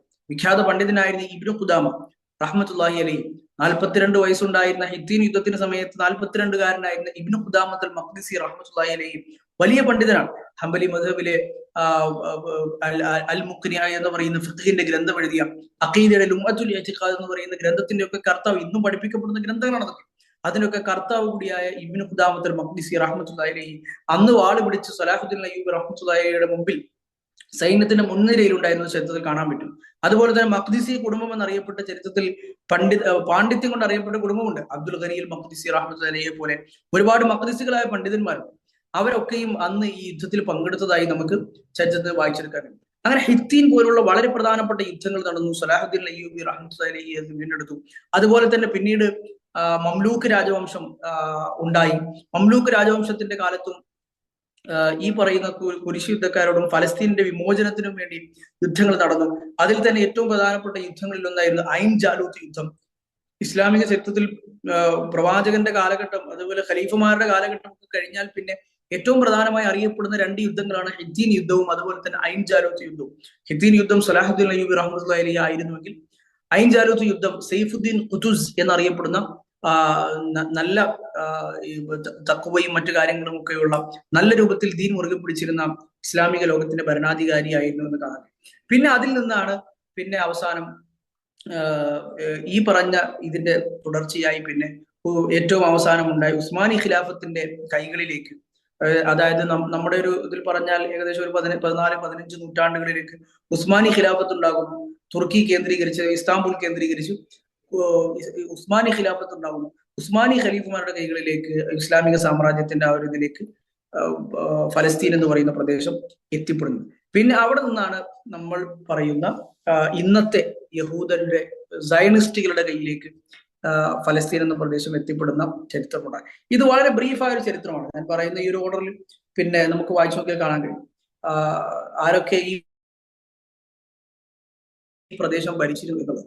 ഇതിൽ ഒരേ ഒരു തവണ അവകാശപ്പെടാനുള്ളത് ബനു ഇസ്രായേലിയർ എന്ന് പറയുന്ന രണ്ടാമത്തെ കനാനികൾ കഴിഞ്ഞ് പിന്നീട് ദാവൂദ് നബി അലൈഹി സ്വലാം, സുലൈമാൻ നബി അലൈഹി സ്വലാമയുടെ ഒരു കാലഘട്ടത്തിലാണ് യഹൂദികൾ കുറച്ചെങ്കിലും ഫലസ്തീൻ പ്രദേശം ഭരിച്ചിരുന്നു നമുക്ക് പറയാൻ വകുപ്പുള്ളത്.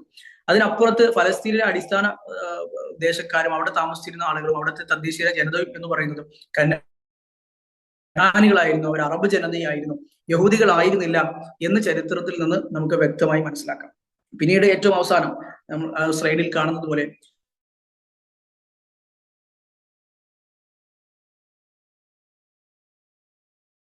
ഉസ്മാൻ ഖലീഫ, അതുപോലെ തന്നെ ഇന്ന് നമ്മൾ കാണുന്ന 1-ാം ലോക മഹായുദ്ധത്തിന് മുമ്പുള്ള ഒരു കാലഘട്ടം. ആ കാലഘട്ടത്തിലാണ് നമ്മൾ ഇന്ന് കാണുന്ന രൂപത്തിലേക്ക് ഫലസ്തീൻ എത്തിപ്പെടാനുള്ള രാഷ്ട്രീയമായ സാഹചര്യങ്ങൾ ഉണ്ടാകും. അന്ന് ഈ പറയുന്ന സയണിസത്തിന്റെ തുടക്കക്കാരൻ, സയണിസം എന്ന ആശയം കൊണ്ടുവന്ന് അതിനെ ഫലസ്തീൻ എന്ന് പറയുന്ന ഒരു രാഷ്ട്രമാക്കി മാറ്റി അതിനെ ആയിരക്കണക്കിന് നിരപരാധികളെ കൊന്നൊടുക്കുന്നതിന്റെ ആശയത്തിന് പിന്നിലുള്ള ഏറ്റവും പ്രധാനപ്പെട്ട സൂത്രധാരൻ തിയോഡർ ഹെർസൽ എന്ന് പറയുന്ന ഹംഗേറിയൻ അല്ലെങ്കിൽ ഓസ്ട്രിയൻ, അന്നത്തെ ഹംഗറി എന്ന് പറയുന്ന രാജ്യത്തിൽ ജനിച്ച അയാൾ അന്നത്തെ സുൽത്താനായിരുന്ന സുൽത്താൻ അബ്ദുൽ ഹമീദ് രണ്ടാമൻ, ഉസ്മാനി ഖിലാഫത്തിന്റെ അവസാനത്തെ സുൽത്താനാണ്. അദ്ദേഹത്തിന് നിരന്തരമായി കത്തുകൾ എഴുതുന്നത് നമുക്ക് ചരിത്രത്തിൽ വായിക്കാൻ കഴിയും. ഫലസ്തീൻ എന്ന് പറയുന്ന പ്രദേശം ജൂതന്മാർക്ക് മാത്രം വിട്ടുകിട്ടണം. 1800കളുടെ അവസാനമാണ് ഈ സംഭവം നടക്കുന്നത്. അതായത് 18ാം നൂറ്റാണ്ടിൽ 19ാം നൂറ്റാണ്ടിലാണ് ഈ സംഭവം നടക്കുന്നത്. അതിന് സുൽത്താൻ അബ്ദുൽ ഹമീദ് രണ്ടാമൻ തിരിച്ചെഴുതിയ ഒരു മറുപടിയാണ് ഞാൻ ഈ എടുത്തു കൊടുത്തിരിക്കുന്നത്. അത് വളരെ ഏതൊരു മുസ്ലിമിനെയും കോരിത്തെരിപ്പിക്കുന്ന ഒരു മറുപടിയാണ്. ആ മറുപടി അദ്ദേഹം തുടങ്ങുന്നത് തന്നെ ഇനി ഫലസ്തീനിലെ ഒരു ചാൺ അതുപോലും എനിക്ക് നിങ്ങൾക്ക് വിട്ടുതരാൻ കഴിയില്ല. ഫഹിയ ലൈസത്ത് മിൽക്കു യമീനി, അത് എന്റെ സ്വന്തം സ്വകാര്യമായ സുൽത്താൻ അബ്ദുൽ ഹമീദ് രണ്ടാമൻ എന്ന എന്റെ സ്വന്തം സ്വത്തല്ല, ഉടമസ്ഥതയിലുള്ളതല്ല. ബൽ മിൽക്കുൽ ഉമ്മത്തിൽ ഇസ്ലാമിയ, അത് മുഴുവൻ മുസ്ലിം ഉമ്മത്തിന്റെയും ഉടമസ്ഥതയിലുള്ള അവരുടെ പ്രദേശമാണ് എന്ന് അദ്ദേഹം അതിനുവേണ്ടി എത്രയോ മുസ്ലിങ്ങൾ, നമ്മുടെ ആളുകൾ രക്തം കൊടുത്തിട്ടുണ്ട്, ത്യജിച്ചിട്ടുണ്ട്, ജീവൻ ത്യജിച്ചിട്ടുണ്ട് എന്നൊക്കെ അദ്ദേഹം ഈ മറുപടിയിൽ ഉൾപ്പെടുത്തുന്നത് കാണാൻ കഴിയും. ആ മറുപടി അവസാനിക്കുന്നത് ഇങ്ങനെയാണ്: വഹാദ അംറുൻ ലാ യകൂൻ, ഇതൊരിക്കലും സംഭവിക്കാൻ പോകുന്നില്ല, ഇത് നിങ്ങൾക്ക് ഞാനൊരിക്കലും തരാൻ പോകുന്നില്ല. ഇന്നി ലാ അസ്തതിഉൽ മുവാഫഖ അലാ തശ്രീഹി അജ്സാദിന വനഹ്നു അലാ ഖൈദിൽ ഹയാ, ജീവിച്ചിരിക്കുന്ന സമയം ജീവനോടുകൂടി നമ്മുടെ ശരീരത്തിൽ നിന്ന് ഒരു അവയവം മുറിച്ചു കൊടുക്കാൻ നമുക്ക് അത് അനുവദിക്കാൻ കഴിയുമോ? അതുപോലെ തന്നെ ഫലസ്തീൻ എന്നത് ഇസ്ലാമിക സാമ്രാജ്യത്തിൽ മുസ്ലിങ്ങളുടെ കയ്യിൽ നിന്ന് നിങ്ങൾക്ക് മുറിച്ചു തരാൻ എനിക്ക് ഒരിക്കലും കഴിയില്ല എന്ന വളരെ കൃത്യമായ മറുപടിയായിരുന്നു സുൽത്താൻ അബ്ദുൽ ഹമീദ് രണ്ടാമൻ അന്ന് കൊടുക്കുന്നത്. അപ്പോ ഫലസ്തീൻ എന്ന് പറയുന്നത് വളരെ പുരാതന കാലം മുതൽ നമുക്ക് ലഭ്യമായ അതിന്റെ ചില ഭൂപടങ്ങൾ കൂടി ഞാനിവിടെ ഉൾപ്പെടുത്തിയിട്ടുണ്ട്. അതിലൊന്ന് പുരാതന കാലത്ത് യഹൂദന്മാർ ഭരിച്ചിരുന്നു എന്ന് പറയുന്ന സമയത്തുണ്ടായിരുന്ന ചരിത്ര രേഖകൾ പ്രകാരം നമുക്ക് ലഭിക്കുന്ന ഒരു അന്നത്തെ ഒരു ഭരണപ്രദേശത്തിന്റെ ഒരു ഭൂപടമാണ്. അതോടൊപ്പം വലതുവശത്ത് കാണുന്നത് 1947 നമ്മൾ ഇന്ന് കാണുന്ന രൂപത്തിലേക്ക് ഫലസ്തീനും ഇസ്രയേലും എന്ന് പറയുന്ന രണ്ട് രാഷ്ട്ര നിർമ്മിതികൾക്ക് കാരണമായ ഐക്യരാഷ്ട്രസഭയുടെ തീരുമാനത്തെ തുടർന്നുള്ള ഭൂപടവുമാണ്. ഇനി അൽ ഖുദുസ് എന്ന് പറയുന്ന ഒരു പ്രധാനപ്പെട്ട ഒരു മുസ്ലിമിനെ സംബന്ധിച്ചിടത്തോളം ഏറ്റവും പ്രധാനപ്പെട്ട ഈ ഒരു ചരിത്ര പ്രസിദ്ധമായ സ്ഥലത്തേക്ക് വരാം. നമ്മളിപ്പോ സ്ക്രീനിൽ കണ്ടുകൊണ്ടിരിക്കുന്ന ഒരു ചിത്രമുണ്ട്. അതിൽ ഏറ്റവും പ്രധാനമായി കാണുന്ന നിർമ്മിതിയുണ്ട്. ഇതെന്താണ് എന്ന് നിങ്ങൾക്കൊന്ന് കമന്റ് ചെയ്യാൻ പറ്റും. ക്ലാസ്സിൽ പങ്കെടുത്തുകൊണ്ടിരിക്കുന്ന ആളുകൾ ശ്രദ്ധിക്കുകയാണെന്ന് അറിയാനും വേണ്ടി നമ്മൾ ചാറ്റ് ബോക്സിൽ നിങ്ങളൊന്ന് എഴുതിയാൽ മതി, എന്താണ് നമ്മൾ കണ്ടുകൊണ്ടിരിക്കുന്നത്. പലരും എഴുതുന്നുണ്ടെന്നാണ് മനസ്സിലാക്കുന്നത്. നമ്മൾ കണ്ടുകൊണ്ടിരിക്കുന്നത് ബൈത്തുൽ മുഖദ്ദസ് ആണ്, അതുപോലെ തന്നെ ഡോം ഓഫ് ദി റോക്ക് ആണ്, മസ്ജിദുൽ അഖ്സയാണ് എന്നൊക്കെയുള്ള ഉത്തരങ്ങൾ വരുന്നുണ്ട്. ഡോം ഓഫ് ദി റോക്ക് ആണ്. ഓക്കെ, അതെ, ഒരു മുസ്ലിമിനെ സംബന്ധിച്ചിടത്തോളം ഒരുപാട് ആളുകൾ എഴുതി ഇത് ഖുബ്ബത്തു സഖ്റ. ഖുബ്ബ എന്ന് പറഞ്ഞാൽ ഡോം, താഴികക്കുടം എന്നാണല്ലോ അർത്ഥം. ഡോം ഓഫ് ദ റോക്ക് എന്ന് പറയുന്ന നിർമ്മിതിയാണ് നമ്മൾ കാണുന്നത്. പല ആളുകളും ഇതാണ് മസ്ജിദുൽ അഖ്സ എന്ന് തെറ്റിദ്ധരിക്കാറൊക്കെ ഉണ്ട്. ഏതായിരുന്നാലും ഇത് ഖുബ്ബത്തു സഖ്റ എന്ന് പറയുന്ന നിർമ്മിതിയാണ്. യഥാർത്ഥത്തിൽ അൽ ഖുദ്സ് എന്ന് പറയുന്നത് അല്ലെങ്കിൽ ബൈത്തുൽ മഖ്ദിസ് എന്ന് പറയുന്നത് ഒരൊറ്റ നിർമ്മിതിയോ അല്ലെങ്കിൽ ഒരൊറ്റ കെട്ടിടമോ ഒന്നുമല്ല. അൽ ഖുദ്സ് എന്ന് പറയുന്നത് ഒരു വിശാലമായ ഒരു കോമ്പൗണ്ടാണ്, അല്ലെങ്കിൽ ഒരു മദീനത്തുൽ ഖുദ്സ് കോമ്പൗണ്ട് എന്ന് പറയുന്ന ഒന്നാണ്. ഒരാളെ ഇവിടെ കമന്റ് ചെയ്തിട്ടുണ്ട്, ദ ഹോൾ കോമ്പൗണ്ട് ഈസ് മസ്ജിദുൽ അഖ്സ എന്ന് ഒരാൾ കമന്റ് ചെയ്തിട്ടുണ്ട്. അൽ ഖുദ്സ് എന്ന് പറയുന്ന ഒരു വിശാലമായ ഒരു ഭൂപ്രദേശം. ആ അതിനുള്ളിലുള്ള ചില നിർമ്മിതികളാണ്. ഒന്ന്, ഇത് നമ്മൾ ഏറ്റവും കൂടുതൽ ചിത്രങ്ങളിൽ കാണുന്ന ഖുബ്ബത്തു സഖ്റ. രണ്ട്, മസ്ജിദുൽ അഖ്സ. ഇത് മസ്ജിദുൽ അഖ്സയുടെ ഒരു ഭാഗമാണ്. ഇതിനെ മസ്ജിദുൽ ഖിബ്ലി എന്നും പറയാറുണ്ട്. കാരണം റസൂലുള്ളാഹി സ്വല്ലല്ലാഹു അലൈഹി വസല്ലം വന്നപ്പോൾ ഇസ്രാ മിഅ്റാജിന്റെ രാത്രി നിസ്കരിച്ച അതേ സ്ഥലമാണ് ഇവിടെ മസ്ജിദുൽ അഖ്സ. എന്നാൽ മസ്ജിദുൽ അഖ്സ എന്ന് പറയുന്ന ഒരു പള്ളിയുടെ ആ പ്രദേശം ഈ ഒരു നിർമ്മിതി മാത്രമല്ല, ഇതിന് ചുറ്റുപ്രദേശത്തുള്ള ഖുബ്ബത്തു സഖ്റയുടെ വശങ്ങളിലുമൊക്കെയുള്ള അതിനും അപ്പുറത്ത് വിശാലമായി സാധാരണ നമ്മൾ ഈ പലതരത്തിൽ ഫലസ്തീനിന്റെ ഫോട്ടോകളിലും വീഡിയോകളിലും ഒക്കെ കാണാറുള്ള മേൽക്കൂരയൊന്നും ഇല്ലാത്ത കുറെ നിരപ്പായ സ്ഥലമുണ്ട്, ആളുകൾ നിസ്കരിക്കുന്ന സ്ഥലം. അതിന് മുസല്ലൽ മർവാനി എന്നാണ് പറയുന്നത്. ആ സ്ഥലമൊക്കെയും മസ്ജിദുൽ അഖ്സയുടെ മസ്ജിദ് എന്ന് പറയുന്ന ആ ഒരു പരിധിക്കുൾ ഉൾപ്പെടുന്നതാണ്. ഇനി നമ്മൾ കാണുന്ന ഒരു ചിത്രം കുറച്ചുകൂടി ഒന്ന് നോക്കിയാൽ നമുക്ക് മനസ്സിലാക്കാൻ കഴിയും. മസ്ജിദുൽ അഖ്സയുണ്ട്, അതുപോലെ തന്നെ ഖുബ്ബത്തു സഖറയുണ്ട്. നമ്മൾ നേരത്തെ പറയുന്ന പോലെ മുസല്ലിൽ മർവാനി എന്ന് പറയുന്ന സ്ഥലമുണ്ട്. ഇന്ന് ഈ സോളമൺ സ്റ്റേബിൾ എന്നറിയപ്പെടുന്ന അവിടെ മുസല്ലിൽ മർവാനി എന്ന് പറയുന്ന സ്ഥലമുണ്ട്. യഹൂദന്മാരും ഒക്കെ വളരെ പുരാതന പുണ്യമായി കരുതുന്ന തങ്ങളുടെ പ്രയാസങ്ങൾക്കും പ്രശ്നങ്ങൾക്കും ഒക്കെ പരിഹാരം ലഭിക്കുമെന്ന് കരുതുന്ന വെസ്റ്റേൺ വാൾ എന്നറിയപ്പെടുന്ന വിലാപ മതിൽ എന്നറിയപ്പെടുന്ന വാൾ നമുക്ക് കാണാൻ പറ്റും. ഇങ്ങനെയൊക്കെ അടങ്ങുന്ന ഈ ഒരു വലിയൊരു കോമ്പൗണ്ടിനെയാണ് ഖുദ്സ് എന്ന് നമ്മൾ പറയാം. സാങ്കേതികമായി നമ്മൾ പറയാം മസ്ജിദുൽ അഖ്സ എന്ന് പറയുന്നത് ഖുദ്സ് എന്ന് പറയുന്ന ആ വലിയൊരു, അല്ലെങ്കിൽ ബൈത്തുൽ മഖ്ദിസ് എന്ന് പറയുന്ന അതിന്റെ ഒരു ഭാഗം മാത്രമാണ്. അതിനുള്ളിൽ പല നിർമ്മിതികളും ഉണ്ട് എന്ന് ചുരുക്കം. അതുപോലെ തന്നെ ഇതിലെ മറ്റൊരു ഭാഗം കൂടി നമ്മൾ കാണിക്കുന്നത്, ഇവിടെ ചരിത്രപരമായി പലതരത്തിലുള്ള ആളുകൾ താമസിക്കുന്നത് നമുക്കറിയാമല്ലോ. യഹൂദന്മാരുണ്ട്, ക്രിസ്ത്യാനികളുണ്ട്, മുസ്ലിങ്ങളുണ്ട്. അപ്പൊ ഇതിനെ ഇന്നും പല ക്വാർട്ടറുകളായി, അഥവാ നമ്മുടെ നാട്ടിൽ പറയുന്ന പോലെ പല ഗല്ലികളായി തന്നെയാണ് ഓരോ വിഭാഗക്കാരും മതവിഭാഗക്കാരും താമസിക്കുന്നത്. അപ്പൊ നമുക്ക് ഈ മാപ്പിൽ കാണാൻ കഴിയും, മുസ്ലിം ക്വാർട്ടർ ഉണ്ട്, ജൂയിഷ് ക്വാർട്ടർ ഉണ്ട്, അർമീനിയൻ ക്വാർട്ടർ ഉണ്ട്, ക്രിസ്ത്യൻ ക്വാർട്ടർ ഉണ്ട്. ഇങ്ങനെയാണ് ഈ ഒരു ചെറിയ പട്ടണത്തിൽ ആളുകൾ താമസിക്കുന്നത്. ഇനി നമ്മൾ തിയോഡർ ഹെർസൽ എന്ന് പറയുന്ന ഈ സയനിസത്തിന്റെ സ്ഥാപകനെ കുറിച്ച് വളരെ ചെറിയൊരു വിവരണം നമ്മൾ മനസ്സിലാക്കുകയാണ്. അദ്ദേഹം 1896 ആദ്യമായി എഴുതുന്ന ഒരു പാംഫ്ലെറ്റ്, ദ ജൂയിഷ് സ്റ്റേറ്റ് എന്ന് പറയുന്ന പാംഫ്ലെറ്റിൽ അദ്ദേഹം ലോകത്തിലെ കൗൺസിൽ ഓഫ് നേഷനോട്, ലോകത്തിന്റെ രാഷ്ട്രങ്ങളുടെ സമിതികളോട് അദ്ദേഹം ആവശ്യപ്പെടുന്നത് ഇങ്ങനൊരു പ്രത്യേക രാഷ്ട്രം ജൂതന്മാർക്ക് വേണം. അങ്ങനെ സ്വിറ്റ്സർലൻഡിലെ ബേസലിൽ വെച്ച് നടന്ന ബേസൽ കൺവെൻഷൻ എന്നൊക്കെ അറിയപ്പെടുന്ന, അല്ലെങ്കിൽ വേൾഡ് സയനിസ്റ്റ് ഓർഗനൈസേഷൻ സ്ഥാപിതമാകുന്ന ആ ഒരു വലിയ സമ്മേളനത്തിൽ തിയോഡർ ഹെർസൽ തന്നെ ഒന്നാമത്തെ പ്രസിഡന്റായി അങ്ങനൊരു സയനിസ്റ്റ് സംഘടന, സയനിസം, വേൾഡ് സയനിസ്റ്റ് ഓർഗനൈസേഷൻ സ്ഥാപിതമാവുകയാണ്. പിന്നെ അവരിലൂടെയാണ് ഇങ്ങനെ ഒരു രാഷ്ട്രത്തിന് വേണ്ടി ഉള്ള വളരെയധികം പല രൂപത്തിൽ നമ്മൾ നേരത്തെ പറഞ്ഞതുപോലെ ഉസ്മാനി ഖലീഫ അബ്ദുൽ ഹമീദ് രണ്ടാമനോടക്കമും കത്തുകളിലൂടെയുള്ള, അതുപോലെ തന്നെ പല രാജ്യങ്ങളെയും സമ്മർദ്ദത്തിലാക്കിയും അപേക്ഷകൾ നൽകിയും ഒക്കെ ഇങ്ങനെ ഒരു രാജ്യം സ്ഥാപിച്ചെടുക്കണം എന്ന രൂപത്തിലുള്ള ശ്രമങ്ങൾക്ക് തുടക്കമാവുന്നു. പിന്നെ ആ സമയം തിയോഡർ ഹെർസലിന്റെ സമയം കഴിഞ്ഞു. തിയോഡർ ഹെർസൽ പക്ഷെ ഇസ്രായേൽ എന്ന് പറയുന്ന രാഷ്ട്രം സ്ഥാപിതമാകുന്നത് കാണാൻ തിയോഡർ ഹെർസൽ എന്ന് പറയുന്ന സയനിസത്തിന്റെ സ്ഥാപകൻ ജീവിച്ചിരുന്നിട്ടില്ല. അതിനുശേഷം പിന്നെ മുന്നോട്ട് പോയി. ഒന്നാം ലോക മഹായുദ്ധം ലോകത്തിന്റെ തന്നെ ഭൂപടത്തെ മാറ്റിവരച്ച ഏറ്റവും പ്രധാനപ്പെട്ട ഒരു ചരിത്ര സംഭവമാണ്. അതിനിടയിൽ മുസ്ലിങ്ങൾക്ക് നഷ്ടപ്പെട്ടത് യഥാർത്ഥത്തിൽ ഉസ്മാനി ഖിലാഫത്ത് എന്ന് പറയുന്ന വലിയ ഒരു പരിരക്ഷയായിരുന്നു മുസ്ലിങ്ങൾക്ക് നഷ്ടപ്പെട്ടത്. അന്ന് നമ്മുടെ ഇന്ത്യയിൽ ഉണ്ടായ ഖിലാഫത്ത് പ്രസ്ഥാനം, കേരളത്തിലടക്കം അലയുലയിൽ ഉണ്ടാക്കിയ ഖിലാഫത്ത് പ്രസ്ഥാനത്തെ കുറിച്ചൊക്കെ നമുക്കറിയാൻ സാധിക്കും. ഈ സമയത്ത് വേൾഡ് വാർ 1 അഥവാ ഒന്നാം ലോക മഹായുദ്ധത്തിന്റെ സമയത്ത് ഈ പറയുന്ന പ്രദേശങ്ങളും അതുപോലെ തന്നെ ഫലസ്തീൻ എന്ന് പറയുന്ന പ്രദേശം, ഉസ്മാനി ഖിലാഫത്ത് തകരുന്നു, ഉസ്മാനി ഖിലാഫത്ത് ബ്രിട്ടൻ കീഴടക്കി, ബ്രിട്ടൻ വിജയികളാകുന്നു. ഈ സമയത്ത് ലോകത്ത് ഉണ്ടാക്കുന്ന പലതരത്തിലുള്ള രാഷ്ട്രീയ വടംവലികളുണ്ട്.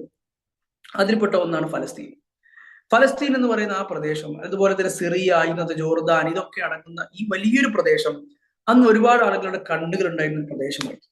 ജൂതന്മാരുടെ പിന്തുണയും അതുപോലെ തന്നെ ജൂയിഷ് കമ്മ്യൂണിറ്റിയുടെ വലിയ തിയോഡർ ഹെർസലിന്റെയും സയനിസ്റ്റ് ഓർഗനൈസേഷന്റെയും ഒക്കെ പിന്തുണ ആഗ്രഹിച്ചിരുന്ന ബ്രിട്ടനെ സംബന്ധിച്ചിടത്തോളം പല ചർച്ചകളിൽ നിന്ന് പലതരത്തിലുള്ള വൈരുദ്ധ്യമായ നിലപാടുകളും അവരെടുക്കുന്നത് കാണാൻ കഴിയും. ഇപ്പൊ ഞാനിതിൽ 1-2-3 കാര്യങ്ങൾ, പോയിന്റുകൾ സൂചിപ്പിച്ചത് മാത്രം. നമ്മുടെ ഈ ഒരു ക്ലാസ് നമുക്ക് അത് അത്രമാത്രമേ കഴിയുള്ളൂ. ഒന്ന്, ഹുസൈൻ മക്മോഹൻ കറസ്പോണ്ടൻസ് എന്ന് പറയുന്ന ഒരു സംഗതിയാണ്. മക്മോഹൻ അദ്ദേഹം ബ്രിട്ടീഷ് പ്രതിനിധിയാണ്, ഉദ്യോഗസ്ഥനാണ്. അദ്ദേഹത്തിന്റെ നേതൃത്വത്തിൽ മക്കയിലെ അമീറായിരുന്ന ഹുസൈൻ അദ്ദേഹവുമായി നടത്തിയ ചർച്ച, ആ ഒരു ഇതിൽ പിന്നെ ഫലസ്തീൻ വേറെ ആർക്കും കൊടുക്കുകയില്ല, അത് മുസ്ലിങ്ങൾക്ക് മാത്രമായിരിക്കും എന്നൊരു ധാരണ. കുറച്ച് സ്ഥലം വേണമെങ്കിൽ ജൂതന്മാർക്ക് കൂടി കൊടുക്കാം, അങ്ങനെ എന്തെങ്കിലും ചെയ്യാം, മുസ്ലിങ്ങൾക്കായിരിക്കും അവിടെ പ്രാമുഖ്യം ഉണ്ടാവുക എന്ന തരത്തിൽ, അവർക്ക് പ്രശ്നമൊന്നും ഉണ്ടാവുകയില്ല, അത് ജൂതരാഷ്ട്രമൊന്നും ആക്കാൻ സമ്മതിക്കുകയില്ല എന്ന രൂപത്തിൽ രഹസ്യമായ ഒരു ധാരണ ബ്രിട്ടൻ ഉണ്ടാക്കി. അതേസമയം തന്നെ സൈക്സ് പൈക്കോട്ട് എഗ്രിമെന്റ് എന്ന് പറയുന്ന മറ്റൊരു എഗ്രിമെന്റ് വളരെ രഹസ്യമായി 1915 ഹുസൈൻ മായിട്ടുള്ള ഹുസൈൻ മക്മോഹൻ കറസ്പോൺസ് ഉണ്ടാവുന്നെങ്കിൽ 16 സൈക്സ് പൈക്കോട്ട് എഗ്രിമെന്റ് ഉണ്ടാകുന്നു. അതിൽ യഥാർത്ഥത്തിൽ ചർച്ച ചെയ്യുന്നത് ഇതിനൊക്കെ നേരത്തെ പറഞ്ഞതിന് നേരെ വിപരീതമായി ബ്രിട്ടനും അതുപോലെ തന്നെ അന്നത്തെ വിജയിച്ച രാഷ്ട്രങ്ങൾ, അന്നത്തെ വൻ ശക്തികൾ എന്ന ബ്രിട്ടനും ഫ്രാൻസും ഒക്കെ അടങ്ങുന്ന ആ ഒരു സഖ്യം ഈ പ്രദേശം വീതം വെച്ചെടുക്കുക, സിറിയയും അതുപോലെ തന്നെ ജോർദാനും ഈജിപ്തും ഒക്കെ അടങ്ങുന്ന പ്രദേശങ്ങൾ അവർ വീതം വെച്ചെടുക്കുക എന്നതായിരുന്നു ഈ ഒരു എഗ്രിമെന്റിൽ ഉണ്ടായിരുന്നത്. ഈ രണ്ട് കാര്യങ്ങൾക്കും ചർച്ചകൾക്കും തീരുമാനങ്ങൾക്കും ഇതൊക്കെ രഹസ്യമാണ് നടക്കുന്നത്. ഇതിന് വിരുദ്ധമായാണ് മൂന്നാമത്തെ ബാൾഫർ ഡിക്ലറേഷൻ ഉണ്ടാകുന്നത്. Balfour declaration Arthur James Balfour എന്ന് പറയുന്ന ബ്രിട്ടീഷ്, എനിക്കൊന്ന് ഫോറിൻ ഉദ്യോഗസ്ഥൻ എന്തോ ആണ് അദ്ദേഹം, ഫോറിൻ മിനിസ്ട്രിയിലെ അദ്ദേഹം സയനിസ്റ്റ് നേതാക്കളുമായും മറ്റും നടത്തുന്ന ചർച്ചകളെ കുറിച്ചും രഹസ്യമായ കത്തിടപാടുകളും ഒക്കെ തുടങ്ങി അവിടെ ഒരു ജൂതരാഷ്ട്രം സ്ഥാപിക്കാനുള്ള കാര്യങ്ങൾ ചെയ്യാം എന്നൊരു തരത്തിലേക്ക് ഒരു അനുഭാവപൂർവമായ നിലപാടും പൊളിറ്റിക്കലായും അതുപോലെ തന്നെ അവിടെയുള്ള സോഷ്യലായും ഒക്കെ ജൂതന്മാർക്ക് അവിടെ അവകാശങ്ങൾ ഉണ്ട് എന്ന് പറയുന്ന രൂപത്തിലേക്ക് അവർ ചർച്ചകൾ നടത്തുകയും ചെയ്തു. 1918 കൂടി ഒന്നാം ലോക മഹായുദ്ധം അവസാനിക്കുമ്പോഴൊക്കെ ഈ ഒരു നിലക്ക് ഈ പരസ്പര വിരുദ്ധമായ 3 എഗ്രിമെന്റുകൾ പലതരത്തിലായി രഹസ്യ ഉടമ്പടികൾ ബ്രിട്ടൻ ഉണ്ടാക്കിയിരുന്നതാണ്. 1922 യുദ്ധമൊക്കെ അവസാനിച്ച് 1922 ആകുമ്പോഴേക്കാണ് ബ്രിട്ടീഷ് മാൻഡേറ്റ് എന്ന് പറയുന്ന ഏറ്റവും പ്രധാനപ്പെട്ട, ബ്രിട്ടൻ യഥാർത്ഥത്തിൽ മുസ്ലിങ്ങളോടും ഫലസ്തീനികളോടും നടത്തിയ വഞ്ചനയുടെ ഏറ്റവും അങ്ങേയറ്റത്തെ രൂപമുണ്ടായിരുന്നു. ബ്രിട്ടീഷ് മാൻഡേറ്റോട് കൂടി ഒരു ജൂയിഷ് സ്റ്റേറ്റ് തന്നെ സ്ഥാപിക്കാം, പൂർണ്ണമായി ജൂതന്മാർക്കും അവിടെ അവകാശമുണ്ട്, അവർ എല്ലാ തരത്തിലും ഫലസ്തീനിൽ അവരും അവകാശമുള്ളവരാണ് എന്ന തലത്തിലേക്ക് കൃത്യമായി ഇത് ബ്രിട്ടീഷ് മാൻഡേറ്റ് എന്ന പേരിൽ നമുക്ക് അതിന്റെ ഒരു ഇത് കാണാൻ കഴിയും. ബ്രിട്ടീഷ് മാൻഡേറ്റ് അനുസരിച്ചുള്ള മാപ്പും കാര്യങ്ങളും ഒക്കെയാണ് കൊടുക്കുന്നത്. അതിൽ പലതരത്തിലുള്ള പ്രലോഭനങ്ങളും ഒക്കെ നടത്താൻ ശ്രമിച്ചു എന്ന് നമുക്ക് കാണാൻ കഴിയും. ഉദാഹരണത്തിന് ജെറുസലേം എന്ന് പറയുന്ന ഈ ബൈത്തുൽ മുഖദ്ദസ് അടങ്ങുന്ന പ്രദേശം അത് മാത്രം ആർക്കും കൊടുക്കില്ല, അതൊരു ഇന്റർനാഷണൽ പ്രോപ്പർട്ടിയായി നിലനിൽക്കും. ബ്രിട്ടനും അതുപോലെ തന്നെ അന്നത്തെ വൻ ശക്തികളും ഒക്കെ എല്ലാവർക്കും ഒരു നിയന്ത്രണമുള്ള, ലോക രാജ്യങ്ങളുടെയൊക്കെ ഒരു മേൽനോട്ടമുള്ള ഒരു പ്രദേശമായി നിലനിൽക്കും. ബാക്കി പ്രദേശങ്ങൾ മുസ്ലിങ്ങൾക്ക് മാത്രവും പിന്നെയുള്ള കുറച്ച് പ്രദേശങ്ങൾ ജൂതന്മാർക്ക് മാത്രവും അങ്ങനെ വീതിച്ചു കൊടുക്കാം എന്നുള്ള ചർച്ചകളൊക്കെ അന്നുണ്ടെന്ന് കാണാൻ കഴിയും. ഇത് കഴിഞ്ഞിങ്ങനെ മുന്നോട്ട് പോകുന്നു. യൂറോപ്പിൽ ഈ ഒരു സമയത്ത് സാഹചര്യം, യൂറോപ്പിൽ ഈ പ്രത്യേകിച്ച് ജർമ്മനിയിൽ അഡോൾഫ് ഹിറ്റ്ലറിന്റെ നേതൃത്വത്തിൽ പിന്നീട് ഉണ്ടാകുന്ന ഹോളോകോസ്റ്റിനെ കുറിച്ചൊക്കെ നമുക്കറിയാം. ആ ഒരു സാമൂഹിക സാഹചര്യത്തിലേക്ക് ജൂതന്മാർ വരുന്നത് നമുക്ക് കാണാൻ പറ്റും.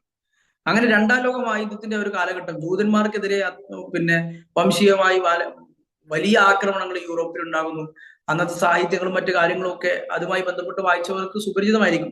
ജൂതൻ എന്ന് പറയുന്നത് അത്രയധികം മ്ലേച്ഛമായി മനസ്സിലാക്കപ്പെടുന്ന ഒരു സാഹചര്യം, ജൂതന്മാരെ എവിടെ നിന്ന് മാറ്റിയൊഴിക്കുന്ന ഒരു സാഹചര്യം, അത് പിന്നെ 2ാം ലോക മഹായുദ്ധത്തിന്റെ സമയത്ത് ജർമ്മനിയിൽ നിന്ന് അഡോൾഫ് ഹിറ്റ്ലറിന്റെ ആ സാഹചര്യം ഒക്കെ ഉണ്ടാകുന്നു. ആ ഒരു സമയത്ത് നമ്മൾ നേരത്തെ പറഞ്ഞതുപോലെ 1ാം ലോക മഹായുദ്ധത്തിന് ശേഷം തന്നെ ലോകത്തിന്റെ പല ഭാഗങ്ങളിൽ നിന്നും ഒരു 20ാം നൂറ്റാണ്ടിന്റെ തുടക്കത്തിൽ തന്നെ പല ഭാഗങ്ങളിൽ നിന്നും ജൂതന്മാർ പലസ്തീനിലേക്ക് ഒഴുകിയെത്തിയിരുന്നു. ഈ ബ്രിട്ടീഷ് മാൻഡേറ്റ് ഉണ്ടായി, അതിനു മുമ്പ് തന്നെ നമ്മൾ നേരത്തെ പറഞ്ഞ ബാൽഫർ ഡിക്ലറേഷൻ ഉണ്ടായ സമയത്ത് തന്നെ ഒരുപാട് ആളുകൾ ഫലസ്തീനിൽ എത്തിക്കഴിഞ്ഞിരുന്നു.